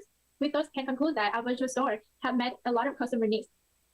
As we move on to the step number 3, and that is the competitor analysis. As I mentioned earlier, there's no direct competitors in my country who has the same business idea. However, there have been some similar businesses in overseas countries like the USA, Canada. To us, their influence is not that strong to penetrate into Vietnam market. Thus, we can generate tested profit by carrying on this very first business idea in Vietnam. However, indirect markets in Vietnam can be online retailing platforms like Shopee, Lazada, or actual clothing store. The business model and marketing strategy are diversified. Thus, as being the 3D clothing store, we have entered into a niche market of the Vietnamese fashion industry and satisfied customers by completely new types of clothes. As we move on to the step 4, and that is to test sustainable development, expansion, and profit of the business, we have more advantage in sustainable business development, enterprise expansions, and generating profits. Why is that? Although we have first start as a micro enterprise, we're already preparing our future business expansion plan as we estimated in the break-even point chart. We believe that with low initial investment and high amount of potential customers liking this kind of fashions, we can generate a high amount of profits for our future business expansions. And then the next step would be step number 5. In this step, we choose the online B2C. It means that the business to customer business model. And we start target to sell to the end customers. Because the shorter sales cycle, B2C businesses typically spend less marketing dollars to make a sale. After we will gather all information needed. In this stage, we will be in the step 6. We will complete our business feasibility analysis and come to a conclusion that our market business plans are viable and feasible to carry on successfully in Vietnam market. And move on. This is the end of our presentation. Thanks for watching. If you have any questions, please direct us via our emails. Hope to see you soon. Okay, that's all. Thank you to Team Achik from University to EBA. Ladies and gentlemen, please give her a big hands. Okay, I don't listen, but that's okay. Your energy is being transmitted to you, to me, and to this studio as well. And now let's move on to next team. Okay, before that, let me check the YouTube comments. Okay, no chatting yet, no comments, no questions. So let's freely and easily move on to the next team. Happy Accident from Kyungil University, throwing disc.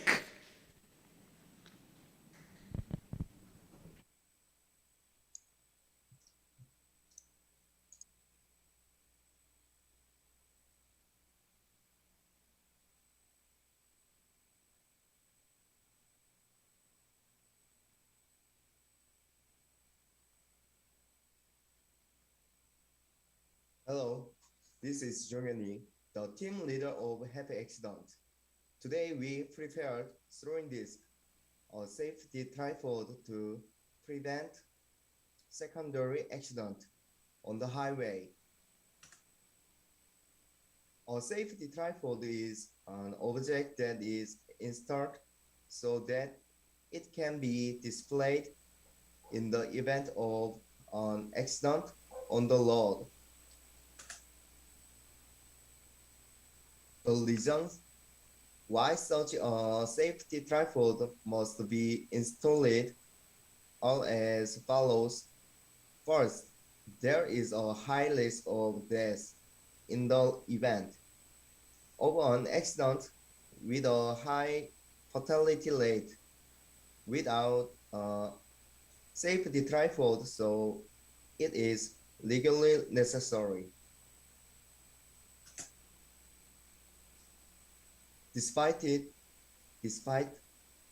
this necessary, according to a survey by the Ministry of Transport, 48% of drivers were aware of the obligation to install a safety tripod, but they answered as "I will not install it."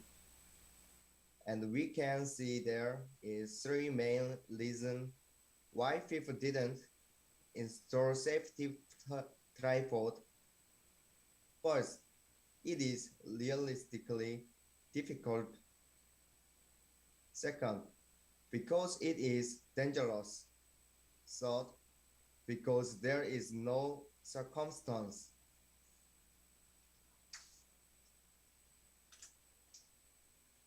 Based on the reasons for not installing, our throwing disc improvements are as follows. First, throwing discs are easy and convenient for everyone. For young and old, just throwing, people can install it. Second, throwing disc reduces the unnecessary installation process, shortening the installation time with reducing the risk of secondary accidents. Throwing disc is installed by throwing, so it is made of TPU material to absorb shock and reduce internal shock.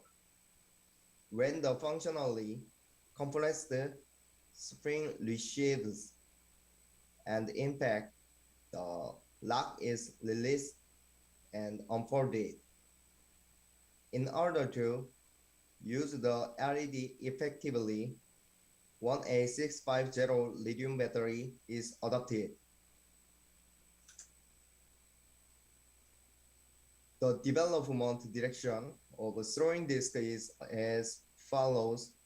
First, high visibility that can be checked from a distance. Second, it guarantees a faster installation time compared to our other products. Third, foldable structure for easy movement storage.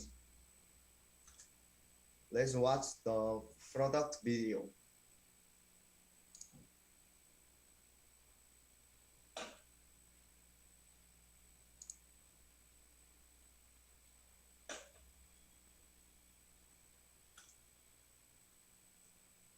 In addition, our throwing discs are designed to meet the global decarbonization policy in the era of the fourth industrial revolution. We use PLA filament on eco-friendly material. The social economic effects that can be obtained by using these throwing discs are as follows. The throwing disc is a safety tripod that can be unfolded by throwing. We have completed a patent application and are in the process of registering a patent through a patent attorney. When comparing and analyzing with representative items in use, the most representative safety tripod has a problem with installation process. The driver is exposed to danger during the installation process and it takes more time. If the installation process is inexperienced, the following fireworks signal has a problem that it has a duration. The existence of the duration means that if the flame signal goes out, the purpose of preventing secondary accidents is lost. And it is also difficult to use in bad weather.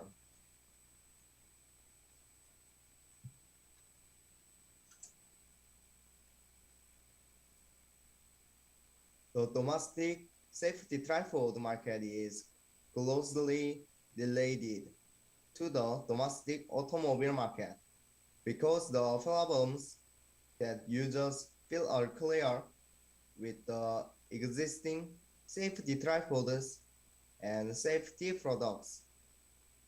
If we inform drivers the necessary or improved safety tripod, it can replace the existing market. All drivers who drive can become our potential customer, and furthermore, throwing disc.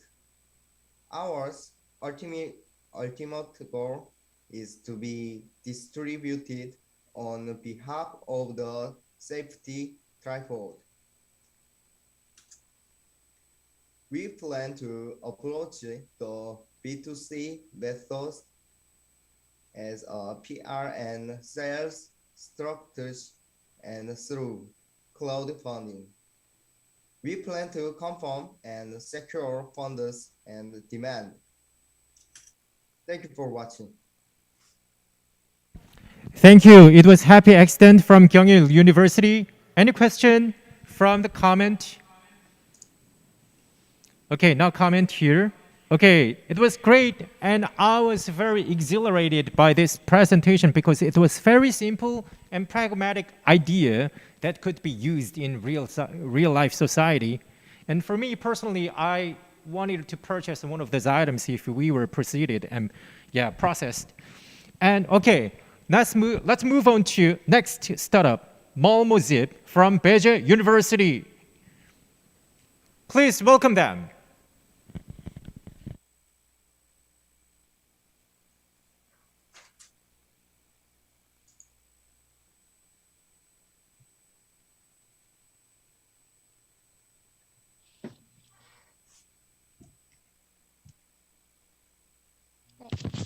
안녕하십니까.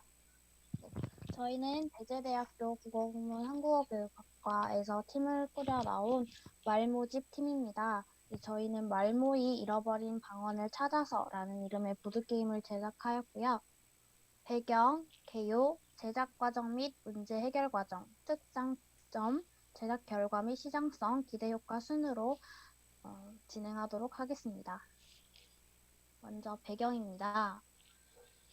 저희는 영화 말모이를 보고 영감을 받아서 조선어학계 사건에 대해 저희가 전공자임에도 불구하고 그와 관련된 지식이 부족한 것고 현재까지 저희가 사용하고 있는 한글에 대해서 잘 알릴 수 있을지에 대한 고민을 많이 하게 되었습니다.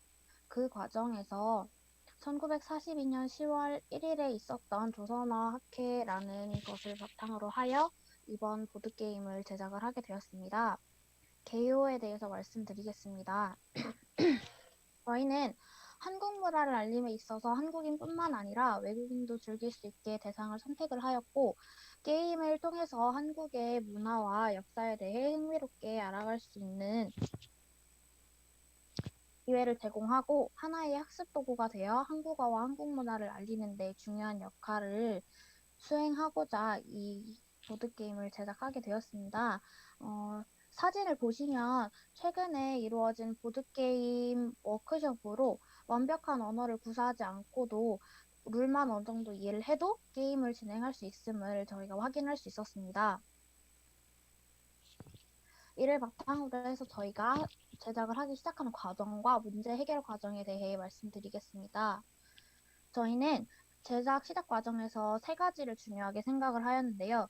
현대 한글이 존재할 수 있게 한 중요한 역사에 대한 망각이 많다는 점을 부각을 시키고자 하였고 그를 통해서 한글과 한국의 진실된 역사를 알리기에 중점을 두어서 일회성으로 끝나는 콘텐츠가 아니라 반복 가능성이 있는 콘텐츠를 제작하기 위해 노력하였습니다.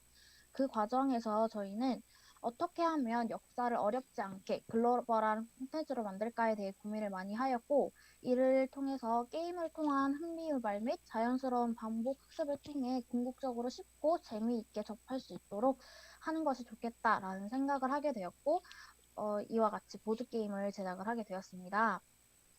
저희는 먼저 역사에 대한 자료를 수집을 하였고 그 후 방언을 조사하였습니다. 방언을 조사하고 난 뒤 앞의 자료와 방언 자료를 바탕으로 해서 게임을 통한 흥미 유발이 될 수 있고 또한 학습에 도구가 될 수 있도록 저희의 취지와 맞게 필요한 형태의 정보로 제작을 하였고요. 그 디자인이 이렇게 다음과 같이 이 지도는 전체 플레이판 지도이고요. 이것은 이제 내부 카드 디자인입니다.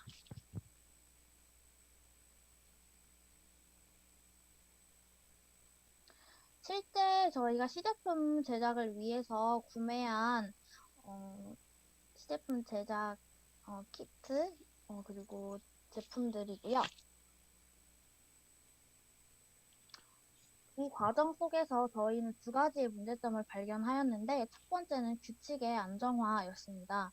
저희가 시제품을 제작함에 있어서 플레이를 직접 해보면서 비대칭 게임이기에 밸런스가 맞지 않는 부분이 많았었고 4주간 저희가 직접 플레이를 해보면서 규칙을 안정화를 하는 과정을 거쳤습니다.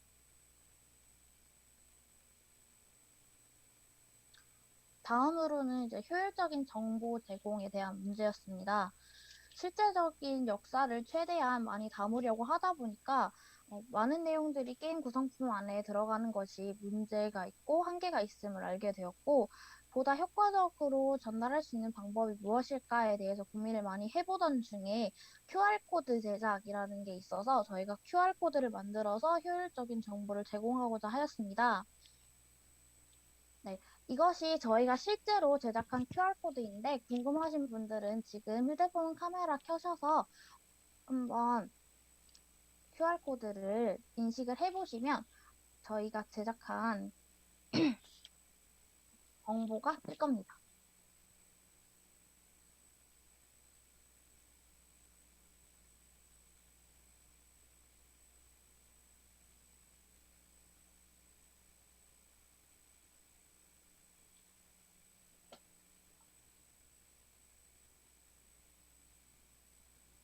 네, 그래서 저희의 QR코드를 인식을 해보시면 이렇게 방언에 대한 정보와 인물에 대한 정보들을 이렇게 제공하였고요. 이와 같은 정보들을 방언이나 인물 외에도 역사적 사건들도 이제 저희가 QR코드로 해서 정보를 담아두었습니다. 저희가 이렇게 제작을 했을 때의 특장점은 총 3가지로 요약을 해보았습니다. 첫 번째, 이지입니다. 말 그대로 한국인뿐만이 아니라 외국인도 쉽고 재미있게 즐길 수 있는 게임이라는 특징을 가지고 있고요. 두 번째로 액티브입니다. 능동적인 콘텐츠 소비를 통해 저희가 몰입도를 높이고 반복적인 소비를 이끌어낼 수 있다고 생각하는 게 저희의 장점이고요. 마지막은 QR코드입니다. 프로그래밍을 통해서 QR코드를 삽입하여 게임 안에 있는 각 미션 카드의 내용을 쉽고 간단하게 학습하고 이해할 수 있도록 설명을 제공한다는 점이 저희 팀의 장점이라고 생각하였습니다. 이렇게 제작한 결과와 저희가 예측한 시장성 그리고 기대 효과에 대해서 말씀드리겠습니다. 제작 결과 조선 팔도의 지도와 그 당시 역사를 배경으로 하여 플레이되는 게임이기에 게임을 진행하면서 카드 속의 다양한 인물과 미션을 통해서 당시 역사를 쉽고 재미있게 접할 수 있다고 생각을 하고 또한 우리가 사용하고 있는 한글이 우리의 일상생활에 얼마나 소중한 존재인지를 알게 할 수 있는 결과물이 나왔다고 생각하였습니다. 다음은 시장성에 대한 선행 사례에 대해서 말씀드리겠습니다.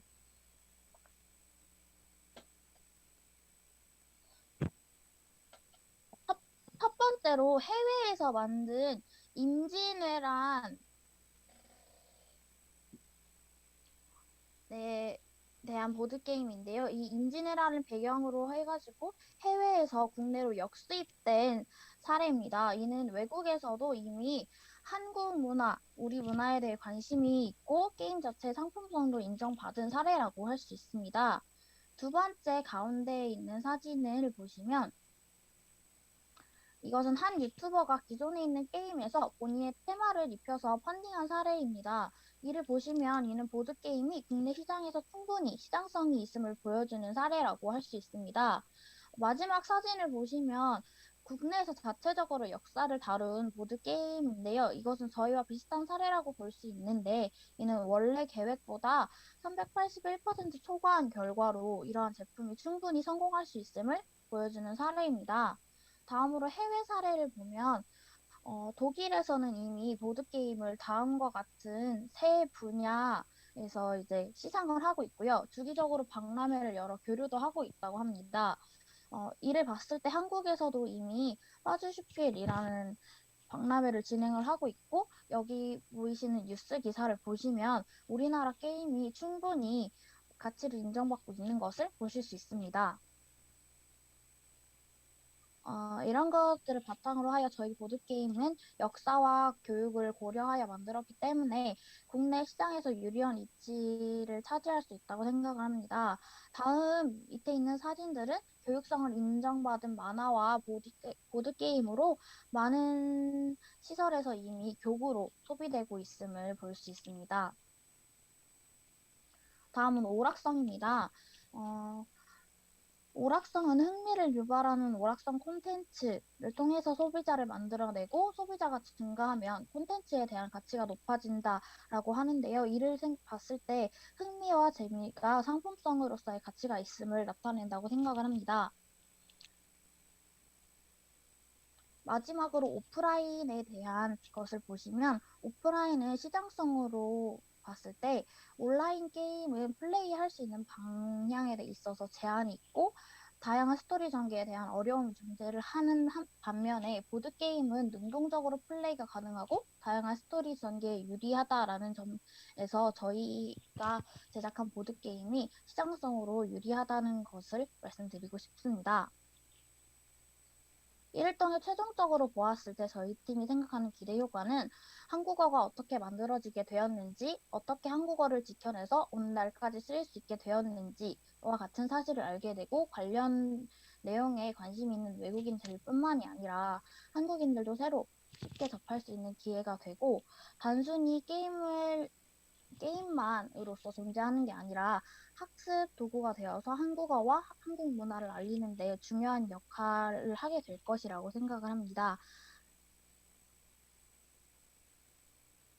네, 이상으로 저희 배재대학교 말모집팀 발표를 마치겠습니다. Okay, thank you. It 감사합니다. was Malmozip, and it was kind of unexpected that they delivered their speech in Korean. So I feel an urge that maybe I need to briefly reinterpret to English for overseas students. And Malmozip, their startup item was based on a board game, and board game originates from the idea of how to play with lexicographies.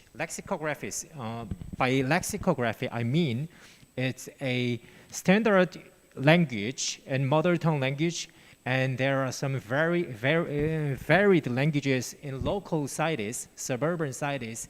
We call them 방언, and when they come up with them all together, they think maybe they could do some tricky and very playful ideas on the board game stage, and that they devised an item out of them, and then they think maybe if they could target the market very properly, and if they set up the plan with like a national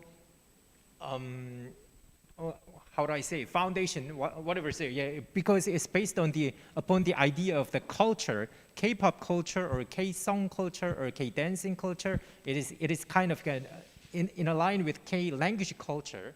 So they think maybe they could proceed their items to the level of the market penetration and productize. And okay, maybe my brief reinterpretation was not enough, I think, because yeah, it was totally in Korean and it was a kind of long speech. And I'm going to pass along with that. And let's move on to the next team, semicolon, from Usok University. Please welcome them.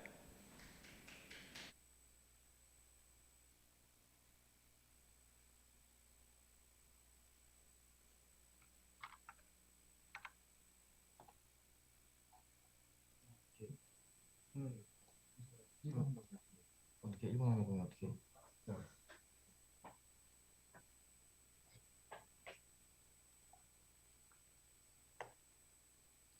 일본어로 해야지. 일본어로 해야지. 아니, 일본 맞아? 됐어? 너 완전 거. 그거구나. 됐어? 2번이면. 안녕하세요. IoT 화재 대응 시스템의 발표를 맡은 우석대학교 컴퓨터공학과 허성강이라고 합니다. 먼저 들어가기에 앞서 목차를 설명드리겠습니다. 첫 번째로 사업 개요, 두 번째로 시장 분석, 세 번째 시스템 기능 및 소개, 네 번째 마케팅 계획, 5번째, 사업 운영 계획으로 진행됩니다. 먼저 사업 개요의 사업 배경에 대하여 설명드리겠습니다. 현재 화재, 가스와 같은 재난 상황은 국내외 할 것 없이 꾸준히 발생하고 증가하고 있습니다. 최근에 발생한 용인 SLC 물류창고 화재 같은 경우에는 냉동고 구석에서 화재가 시작되었습니다. 초기에 화재의 확산을 막을 수 있었지만 화재의 확산을 막을 수 있는 소방 방화 시설인 스프링클러, 화재 감지기 등이 당시에 전혀 작동하지 않았습니다. 따라서 인화성 물질이 많은 물류창고 특성상 화재가 급속도로 퍼져 피해 규모가 늘어났습니다. 피해 규모로는 사망자 5명, 부상자 8명, 재산 피해 220억 원 정도 된다고 합니다. 다음, 밀양 세종병원 화재 사건 같은 경우에는 스프링클러, 화재 감지기 등 소방 방화 시설을 처음부터 설치하지 않았습니다. 그리고 불법 중축으로 인해 대피로를 확보하지 않아 사망자 47명, 부상자 112명으로 많은 인명피해가 발생했습니다. 해외의 대만 주상복합 화재 사건 같은 경우에는 화재가 발생하여 대피하는 과정에서 비상계단이 창고로 이용되어 탈출하지 못했고 다른 탈출 경로를 못 찾고 사망하여 46명 이상의 인명피해를 발생시켰습니다. 다음은 화재 건수 및 인명피해 현황 그래프 및 표입니다. 화재 건수는 2011년부터 2020년까지 최근 10년 중 2018년부터 2020년까지의 3년 동안 갑자기 급 증가했습니다. 그리고 해외의 경우에도 2010년부터 2019년까지 화재로 인한 인명피해가 꾸준히 증가하고 있습니다. 따라서 화재로 인한 인명사고를 예방하고 재난 피해를 최소화시킬 수 있는 시스템을 고안하였습니다. 저희 시스템의 구체적인 목적에 대하여 설명드리겠습니다. 화재를 쉽게 인지하고 대응하여 인명사고를 예방하고 화재 발생 근원지를 안내하여 초기 진압 및 빠른 진압을 가능하게 하고 소방 방화 시설의 위치를 안내하여 초기 진압력을 강화시킵니다. 또 실내 내비게이션 시스템을 이용하여 평상시에는 공항과 지하철, 터미널 등 복잡한 구조의 시설물에서의 길찾기를 제공합니다. 조금 더 부가적으로 설명을 드리자면 화재 발생 시 사용자의 핸드폰에 사이렌 소리 같은 알람을 울려 비상 상황임을 인지시키고 대응 요령을 안내하여 사용자의 대처 능력을 강화시킵니다. 비상 상황임을 인지한 사용자에게 시스템의 파악하에 탈출 경로를 핸드폰에 안내하여 인명사고를 예방합니다. 비상 상황 발생 시 소방안전본부에 신속 정확하게 신고하여 빠르게 출동 가능하게 도와 초기 대응력을 높일 수 있습니다. 화재의 발생 근원지를 센서를 통해서 알 수가 있어 위험 지역으로 잘못 대피하는 사용자를 방지하고 화재의 근원지를 알게 된다면 빠른 진압이 가능하기 때문에 소방관에게 핸드폰을 인계하고 안내하여 빠르고 쉬운 진압이 가능하게 도와 피해를 최소화시킵니다. 만약 화재가 초기 상황일 경우 사용자에게 사용자 현재 위치 근처에 소방 방화 시설인 소화기, 소방호스 등을 안내하여 비상 상황 발생 시 초기에 진압이 가능하게 도웁니다. 만약 사용자가 사용법을 모를 경우 동영상과 같은 미디어 매체를 활용하여 사용법 숙지를 도웁니다. 따라서 저희 시스템은 내부 구조 경로 안내, 피난 경로 안내, 긴급 상황 신고 기능, 화재 초기 진압이 가능하다는 기능적 장점이 있습니다. 두 번째로 화재 감지기의 시장의 규모와 전망에 대하여 설명드리겠습니다. 화재 감지기 같은 경우에는 주거용, 상업용, 정부기관용 등 다양한 분야에서 사용하고 있고 그 규모가 2018년 대비 점차적으로 증가하고 있습니다. 화재 감지기뿐만 아니라 가스 감지기를 같이 사용하는 기업의 경우도 전 세계적으로 규모가 점점 증가하고 있는 추세입니다. 시장 규모가 점점 증가하고 있는 지금 자사의 시스템에게는 기회라고 생각합니다. 다음으로 시스템 기능과 경쟁사 차별성에 대하여 설명드리겠습니다. 저희 시스템은 애플리케이션을 설치한 후에는 별도의 설정 없이 바로 사용이 가능하다는 편리성, 스마트폰 사용이 어려우신 분들도 사용할 수 있게 단순한 UI를 적용한 단순성, 스마트폰 애플리케이션을 통해 사이렌과 같은 알람 기능을 작동하게 하고 화재 근원지와 같은 위험 지역을 안내하며 즉각적인 피난 경로를 신속하게 안내하여 빠른 대피로를 도우는 신속성, 안드로이드와 아이폰에서도 유연하게 사용이 가능하고 평상시에는 길찾기와 같은 건물 안내 시스템으로 사용이 가능한 유연성, 저전력 블루투스 기술과 내장 배터리를 이용하여 화재 등으로 인한 정전 상황에서도 안정적으로 시스템을 사용할 수 있는 안정성, 사용자의 실내 위치가 어딘지 정확하게 알려주고 사용자의 위치로부터 대피 경로를 안내할 수 있는 정확성으로 총 6가지의 특장점을 가지고 있습니다. 다음으로 앞에 보이시는 표는 경쟁사와 자사의 기술력을 비교 분석한 표입니다. 먼저 5개의 시스템의 기술력을 먼저 설명드리겠습니다. 스포츠형 열 감지기의 경우 화재 시 음향장치가 경보음을 울려 사람들의 대피를 도우는 시스템입니다. 복합형 감지기의 경우 융합생신 기술과 머신러닝을 이용한 감지기로 AI가 판단하여 사용자에게 화재 사실을 알리는 시스템이고, 지능형 화재 감지기의 경우 기준치 이상 열을 감지하면 화재 신호를 서버에 전달하여 판단하고 사용자에게 화재 사실을 알리는 시스템입니다. 무선 화재 감지기의 경우 소물 인터넷 기반으로 LPWA를 접목한 무선 기반 소방 관제 시스템을 운영하고 초기 화재 사실도 사용자에게 알려 빠른 대피를 도우는 시스템입니다. 자사의 시스템인 IoT 화재 대응 시스템의 경우 화재 데이터를 실시간으로 수집하고 화재 시 최단 경로를 파악하고 확보하여 인명사고를 예방합니다. 평상시에는 내부에서의 기찻기와 같은 내부 경로 안내 서비스를 제공합니다. 다음으로 5개의 시스템을 비교하여 설명하겠습니다. 화재 감지기와 화재 알림 서비스 같은 경우에는 5개의 시스템이 모두 가능하고, 화재 모니터링 기술은 스포츠형 열 감지기를 제외한 4개의 시스템이 가능합니다. 긴급 출동 서비스의 경우에는 무선 화재 감지기와 IoT 화재 대응 시스템이 가능하고, 사용자의 위치를 제공하고 탈출 경로를 제공하는 서비스는 자사의 시스템인 즉 IoT 화재 대응 시스템만이 가능합니다.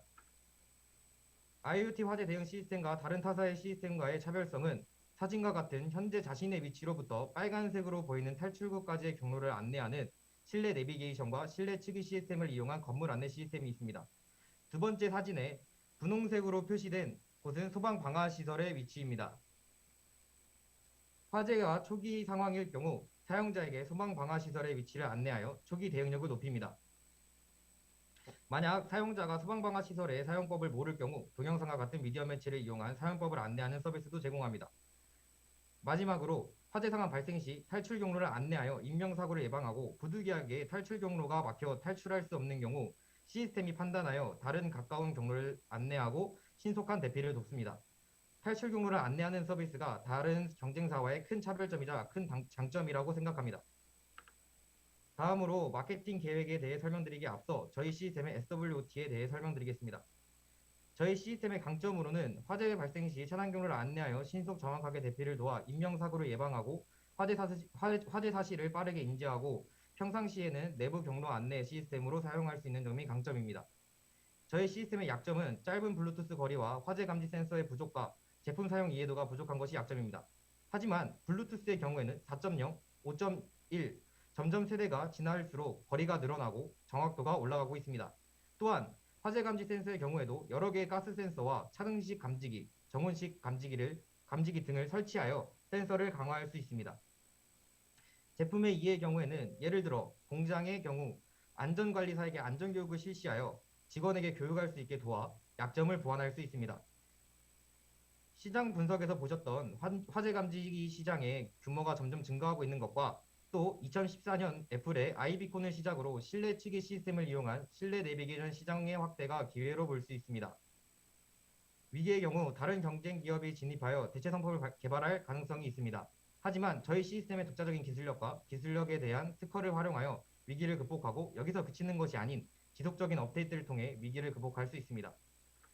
다음으로 저희 마케팅 전략을 설명드리겠습니다. 첫 번째로 제품의 경우 지진 감지 센서, 가스 감지 센서, 진동 감지 센서 등 센서를 다양화시켜 화재에서 더 나아가 다른 재난에서도 사용이 가능한 재난 대응 시스템으로 확대할 것입니다. 가격의 경우에는 타 브랜드 대비 차별화된 기술력으로 경쟁력 있는 가격을 책정하고 설치가 되는 건물의 종류나 용도에 따라 가격을 유동적으로 변경할 것입니다. 유통의 타겟의 경우에는 공항, 터미널, 규모가 큰 건물, 내부 구조가 복잡한 건물, 공장 등을 타겟으로 잡고 있습니다. 프로모션의 경우에는 기업과의 오프라인 미팅을 통한 마케팅과 다른 기업들도 사용하는 TV 및 유튜브 등 미디어 매체를 이용하여 마케팅을 진행하고 온라인 홈페이지를 구축하여 이용하는 방안을 이용할 계획입니다. 다음으로 사업 운영 계획에 대해서 설명드리겠습니다. 먼저 설명의 이해를 돕기 위해 시스템 구현 정도에 대해서 설명드리겠습니다. 실내 측의 시스템은 비콘을 이용한 산병 측량 처리를 통해 현재 자신의 위치까지 안내하는 기능까지 완성되어 있는 정도로 50% 정도 완성이 되어 있으며, 맵 생성 시스템은 현재 완성이 되어 있고 경로 탐색과 실내 측의 시스템이 완성이 되면 결합하여 즉시 사용할 수 있는 상황입니다. 마지막으로 경로 탐색 시스템의 경우 특정 위치에서 탈출구까지의 경로를 안내하는 기능까지로 60% 정도 구현이 되어 있습니다. 마지막으로 사업 추진 일정 계획표에 대해 설명드리겠습니다. 맵 생성 시스템은 2021년 6월부터 시작하여 8월에 완성하였고, 실내 실기 시스템은 맵 생성 시스템이 완성된 시점부터 2022년 1월까지 완성시키는 것을 목표로 하고 있습니다. 경로 탐색 시스템은 7월부터 시작하여 실내 측기 시스템과 같은 2022년 1월까지 완성시키는 것을 목표로 하고 있습니다. 따라서 프로토타입을 2020년 1월까지 완성시키는 것이 목표입니다. 프로토타입을 완성시키는 동시에 금형 제작과 같은 양상체제를 구축할 것이고, 사업자를 등록하고 프로토타입을 가지고 기업들과 컨택하여 자금을 조달할 계획입니다. 온라인 홈페이지를 제작하여 판매망을 구축하고 같은 시기에 다른 미디어를 통한 마케팅, 즉 초기 마케팅을 진행할 계획입니다. 마지막으로 시스템의 사용의 이해를 돕기 위해 시스템을 사용한 동영상을 제작하였습니다. 재밌게 봐주셨으면 좋겠습니다. Okay, thank you. It was semicolon from.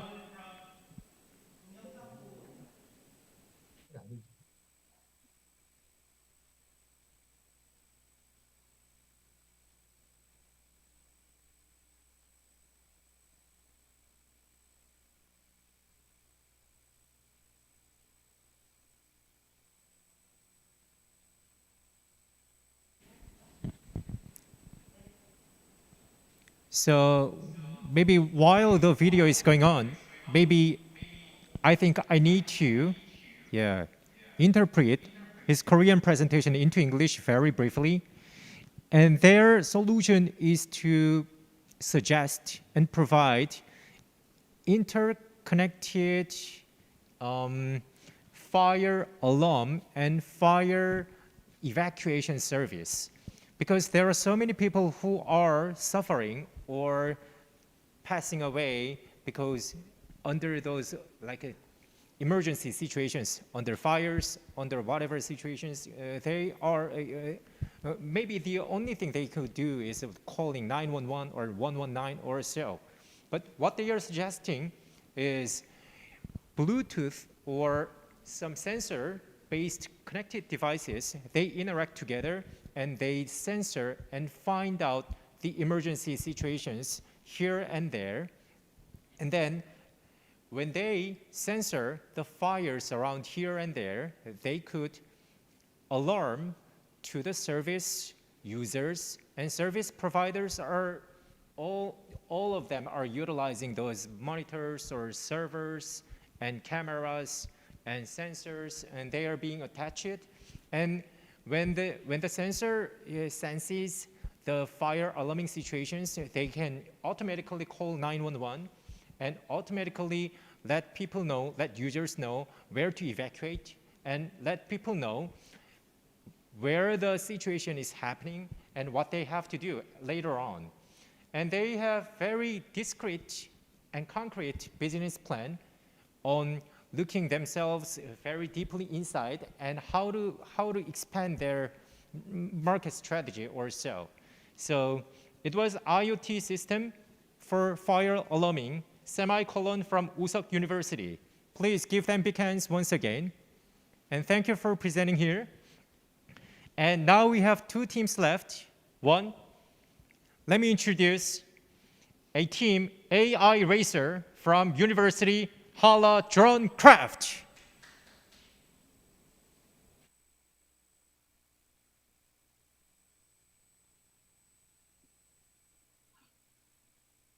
Hello, I am Team AI Racer from Hala University, who will present the Student Startup International Conference under the theme of DroneCraft. In the case of commercialized drone, most of them are very volatile propulsion engines, so payload is small and the duration flight is short. In conclusion, the propulsion engine is not suited for use in industrial drones, so we decide to use hovercraft to provide a large amount of payload and the duration of flight, and to design a propulsion engine suitable for industrial drones. This page can see our boats and drone about design scale, and this page are the place where drones are placed, and DroneCraft being hovercraft plus drone.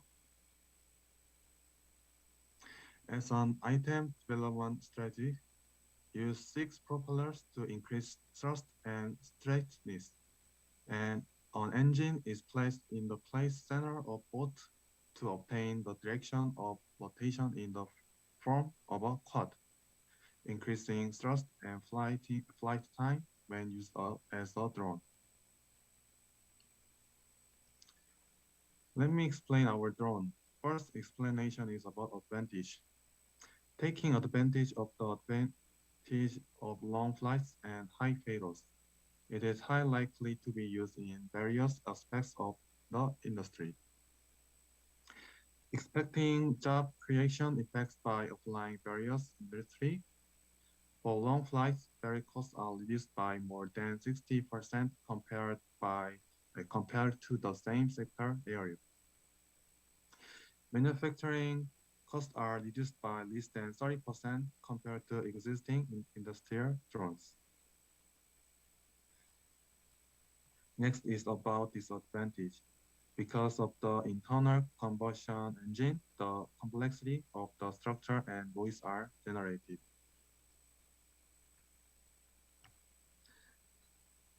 Let me explain the difference between drones and existing items. Existing items have a maximum flight times of 30 minutes and a low payload due to the weight of the battery, even if they use a secondary battery, whereas our items have a flight time of more than 1 hour using the high efficiency of an internal combustion engine and high payload using the strong power of an engine. In other words, the existing item is short flight time, low payload, and our item is long flight time, high payload. Let me explain our boat. First explanation is about advantage. Expecting job creation effects by applying various industries faster than a regular ship. It can operate in places where existing ships have not operated well. Next is about disadvantage. It's similar to airplane, but it's not that efficient. Because of the internal combustion engine, the complexity of the structure and noise are generated. Next, let me explain the difference between boat and existing items. Existing item has low speed and not allowed to drive in a specific section. But hovercraft has high speed over 60 km/h and can drive anywhere. This is why we choose hovercraft. South Korea's drone utilization market is expected to grow from 209 billion won in 2019 and 331 billion won in 2023. In addition, drone can be used in various ways such as military, agriculture, and delivery because the value of drones by industry sector in 2020 is at least $4 billion, and drone can be used in various fields such as military, agriculture, and delivery. Using drone aircraft designed by our team with the long duration of flight,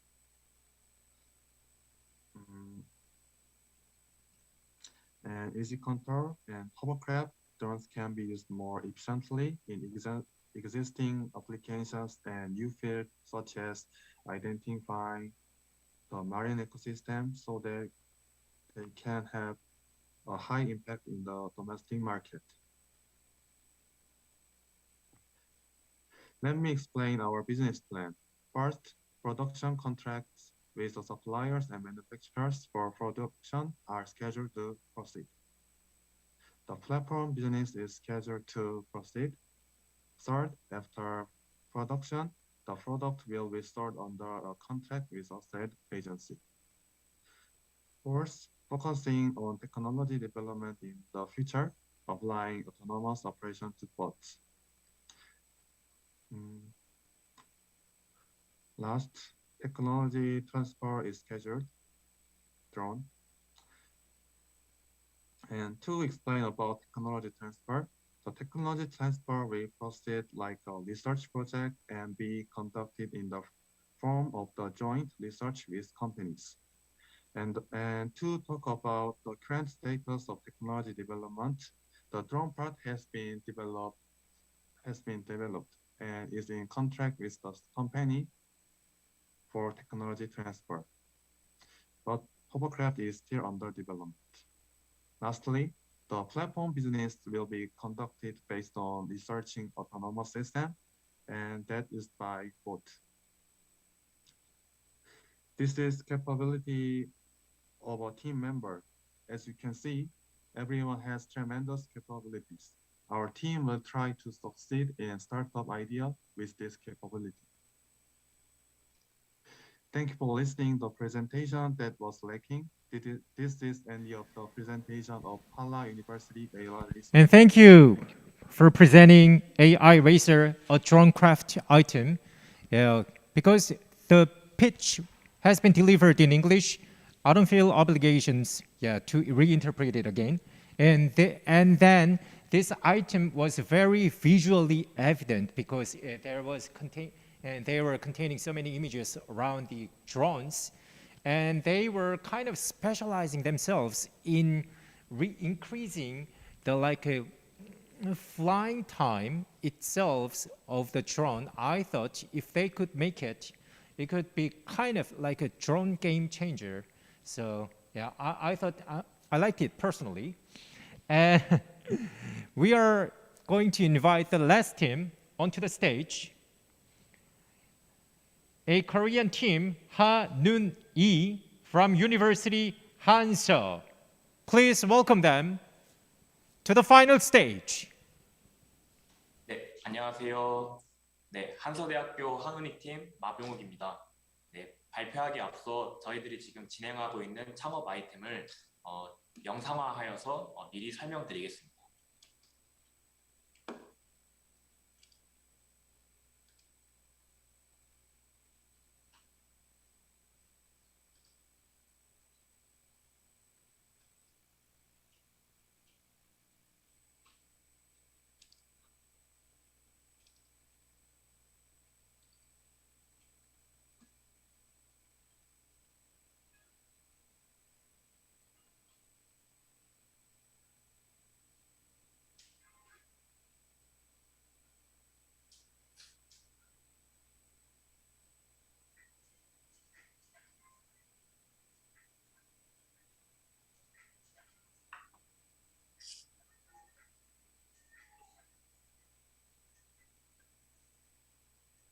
팀, 지금 영상 혹시 준비 중인가요? 지금 현장에 그 소리가 들리지 않습니다. 영상이 혹시 지금 안 되고 있나요? 현재 안 나오고 있습니다. 네, 그러면 바로 발표로 들어가겠습니다.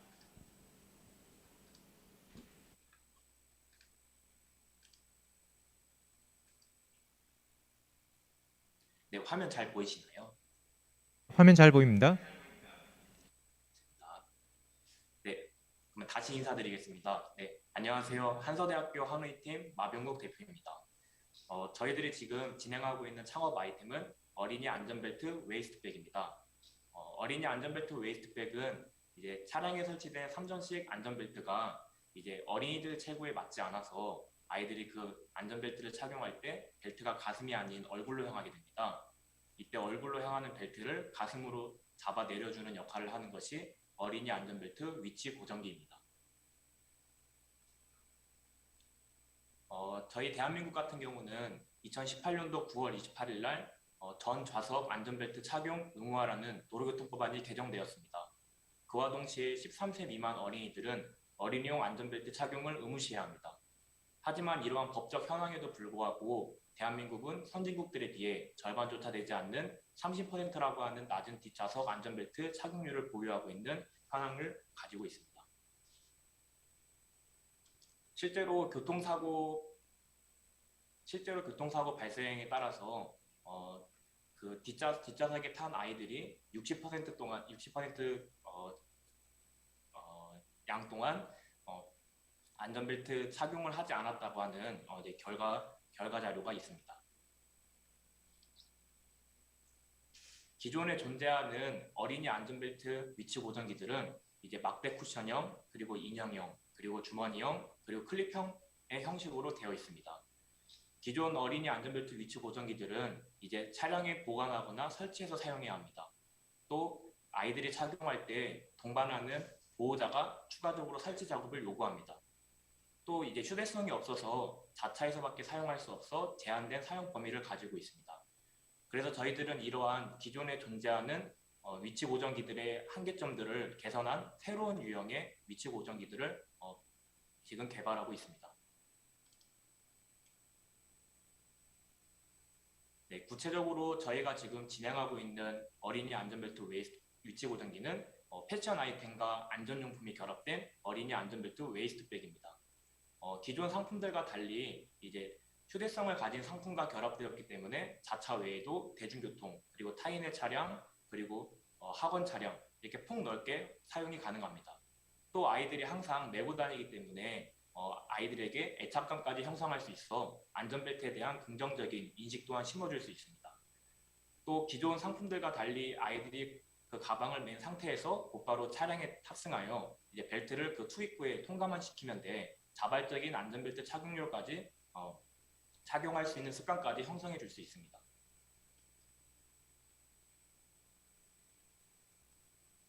네, 저희들은 이제 한서대학교 링크플러스 사업단의 도움을 받아서 이제 다양한 창업 프로그램들을 참여하였습니다.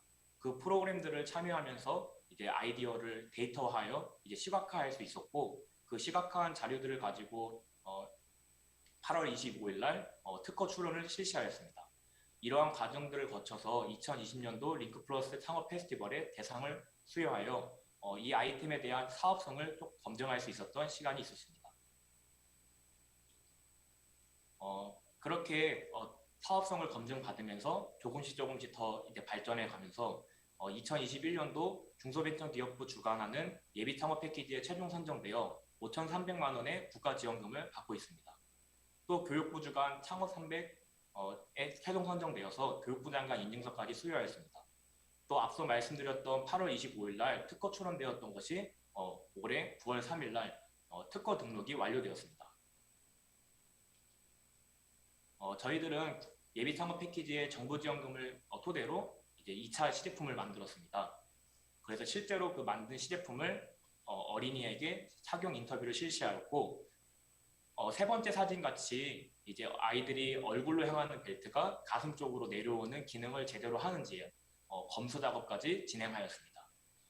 또 감사하게도 이 아이템이 예비 창업 패키지 측에서 인정을 받아가지고 이제 우수 기업으로 선정되어 이제 인천 창업 벤처 한마당의 유튜브 언박싱 프로그램에도 참여하였습니다. 또 돌아오는 이제 1월 2일 날 개최되는 CES 2022에 이 아이템이 유레카존에 이제 출시될 예정입니다.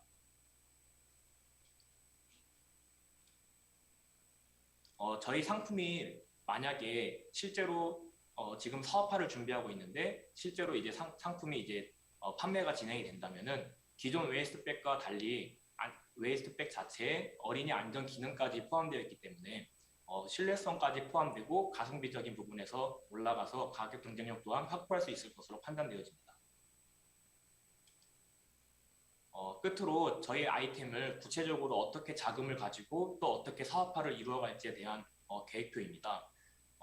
현재까지는 링크플러스 사업단을 통해서 이제 시제품 제작, 그리고 창업 멘토링 교육, 그리고 다양한 창업 프로그램들을 참여할 수 있었습니다. 또 지금 현재 예비 창업 패키지를 통해서 국가 지원금을 받고 있고, 이러한 국가 지원금을 통해서 사업화를 구체화하고 있습니다. 또 이제 1월 달에 이제 2022년도 1월 달 안에 이제 8개 대학 연합 플랫폼인 유니몰이라고 하는 홈페이지에 저희 상품을 올려서 실제 판매를 지금 준비하고 있습니다. 또 그렇게 상품을 판매하면서 소비자들의 반응을 확인하고 이제 크라우드 펀딩 같이 이제 펀딩과 또 디자인 전람회 같이 전람회들을 다양하게 참여하여서 저희 상품이 어떤 피드백을 얻었고 그 피드백을 보완하면서 구체적으로 사업화를 진행할 계획입니다. 네, 이상 발표자 마병욱이었습니다. 감사합니다. Thank you, Team Hanuni from University Hanso, if you launch your crowdfunding project, I'll be the one to get it. Yeah, because I have two children, 5-year son, 4-year daughter, and when I put the seatbelt on them, it's always cumbersome, something inconvenient. But you're resolving it in real life situation. It's kind of business. Thank you for presenting it that way, because you are presenting it through your material in English and through your speech in Korean. So I think that made all sense to all the participants who are watching this video altogether. So 7 teams have presented their business items, and they were mostly very nice. And I think, judges would have some comments on your presentation. So we have 2 judges today. One, it's me, and 2, I'm gonna judge evaluate your business plan. And 2, we are inviting a Korea Efficiency Association, Management Association, team leader Lee Hyun-jun. Please welcome him onto the stage. 네, 안녕하십니까. 주말 내내 26팀의 청년 창업가 분들의 발표를 들으면서 4차 산업혁명 시대의 기술력과 그리고 우리 세상을 조금 더 이롭게 하고자 하는 문제 해결 의식이 잘 반영된 발표들이었다고 생각을 합니다. 아무쪼록 여러분들께서 구상하시는 사업 계획들이 모두 실현화되어서 나중에 또 기업가로서 더욱 거듭나시기를 바라면서 여러분들의 건승을 기원하겠습니다. 고맙습니다. Thank you for this congratulatory and welcoming and very heartwarming remarks from team leader Lee Hyun-ju. He's working for Korea Management Association, and which is a very prevailing, maybe educational organization in South Korea. So if you tap into South Korea market to ask for entrepreneurship opportunities or education programs, you can knock them on. KMA. And then, he's one of our judges, so he's going to evaluate your presentations, and we'll be handing it over to our judges and council of the scoring. And then, while we were coming up with all the runner-ups and then second place prize and the grand prize, while we are calculating it, we are going to take a very brief time for 5 minutes to listen to a small lecture from Professor Ji-hun Kim from Dongmyeong University.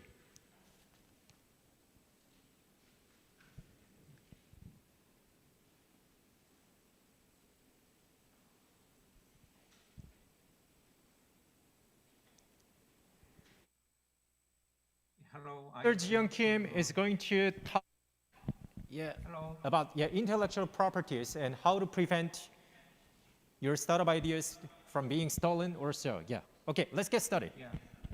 Hello, I am Ji-hun Kim, a visiting professor who worked for leaders in intellectual property education at Dongmyeong University. I would like to thank the students who participated in 7 International Student Starter Conference. I think the conference provides a harmonious place where university students can strengthen their global entrepreneurship skills and have a global network opportunity. An important part of starting a business is marketability and economic feasibility. However, something that we should not overlook in relation to startup intellectual property right. If a startup item infringes on the intellectual property right of others, the founder can no longer use such item, regardless of how great a startup item is. Many countries across the world have law dealing with intellectual property right, and intellectual property right of individual countries have many things in common. However, there are some differences between countries. I will briefly explain the definition and type of intellectual property right based on Korean intellectual property right. In addition, I will explain the intellectual property right the founders tend to overlook with the focus on Korean intellectual property right. Let's start with the definition of intellectual property right. Intellectual property is a category of property right that includes intangible creation of human intellect.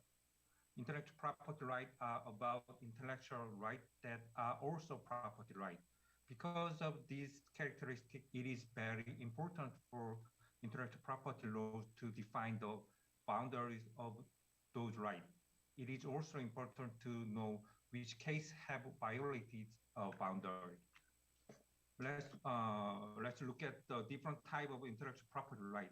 Type of intellectual property right include patent, trademarks, design, copyright, trade dress, trade secret, and so on.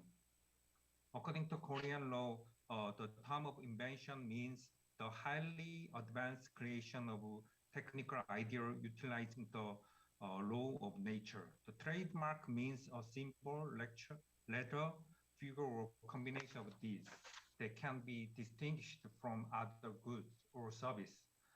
Design is the shape, color, or combination of article. Moving on, patent requirements refer to the requirement that a claimed invention must meet in order to receive a patent right. For patent, they need to meet several requirements. I would like to say three major requirements. First of all, industrial applicability. Secondly, novelty. Lastly, inventive step.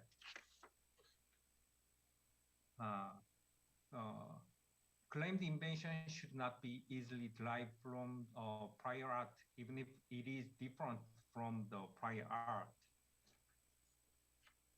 If you need patent, you should over these hurdles. A patent life became effective through registration, and the duration is 20 years from the filing date. A patent right is only effective within the country in which the right was acquired. That is, it follows territorialism. For example, if you need a patent right in South Korea, you must file application and obtain registration in South Korea. And if you need a right in United States, you must apply and obtain a registration in the United States. If a startup item meet this patent requirement, it can be patented in Korea. If registered, the patent right can be owned exclusive after registration for 20 years from the filing date. Since patentee can exclusively use the patent invention, unauthorized implementation or unauthorized use by a third party will infringe the patentee's patent. Yeah, patent right is infringed if a third party commercially or industrially work the patent invention. If infringement is established, civil remedy and criminal remedy may be exercised. Civil remedy includes the right to claim non-infringement, the right to claim damage, and the right to claim credit recovery measures. Criminal remedy include offense of patent infringement and seizure. Quickly applying for and obtaining right is necessary in order to prevent unauthorized use by third party. Yeah, this is my conclusion. Yeah, I would like to say something about startup item. Yeah, first, I strongly recommend that you apply for patent on startup item and also apply for trademark for related brand name or a domain name. And consider a way to increase the likelihood that your application will be registered during the examination process of the patent office, and pay the registration fee if if the intellectual property office decide the registration as a result of their examination. When the right is finally confirmed, the patent holder or trademark holder shall exclusively use the invention or trademark and prevent unauthorized use by a third party. Yeah. Obtaining intellectual property rights take time and cost. However, these input result in larger output. Finally, I would like to say the following. Please do not overlook intellectual property rights. Thank you for listening to my short presentation. Thank you. Okay, thank you, Professor Kim Ji-hun from Dongmyung University for presenting this excellent presentation about protecting your business from many threats to who are greedy about your patents or intellectual properties. If you had any question to Professor, you can comment on the YouTube video. Otherwise, we're done with that. Thank you, Professor, again. So Professor Kim Ji-hun made an excellent presentation, and I have excellent awardees, list of the awardees on my hand right now. And we have various types of awardees and awards today. The Passion Award and Encouragement Award, Excellent Award, and Best Prize, and the Highest Prize. So I'm going to start calling from the first prize winners who are going to get prize money, a cash, in South Korean, 10만 won, which is roughly equivalent to $100 in US dollars.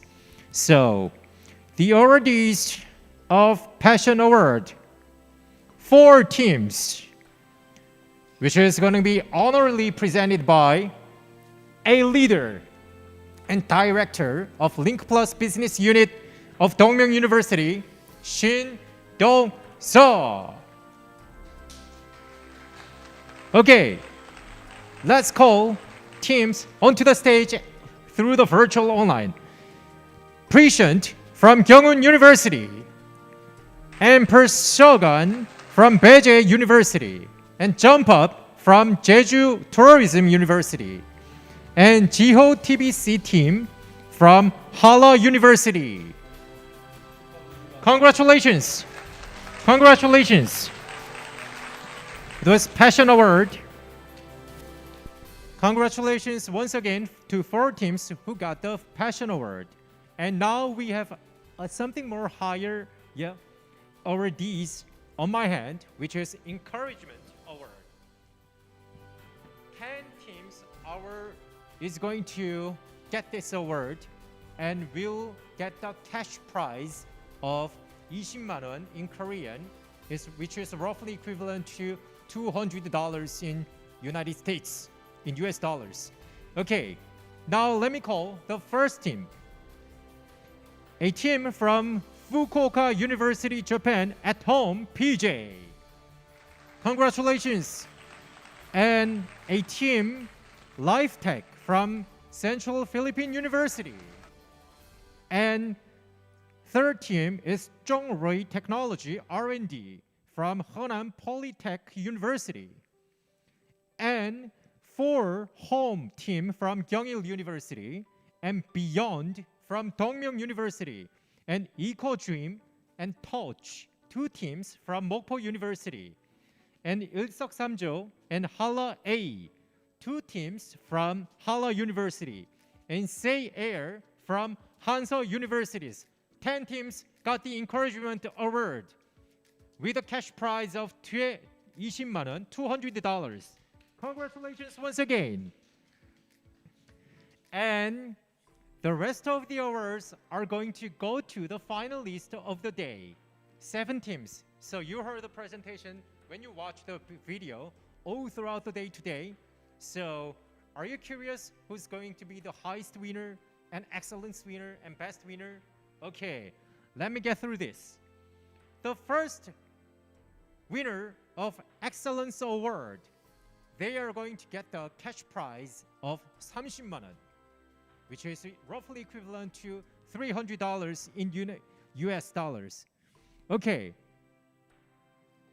Excellence Award D is going to be Pen Inda from Central Philippine University. Please give the team round of applause. Whoa. Okay, I'm good to see you that you're uploading from the from many multiple screens. Yeah, I'm hearing your sound. Yeah, energy, great.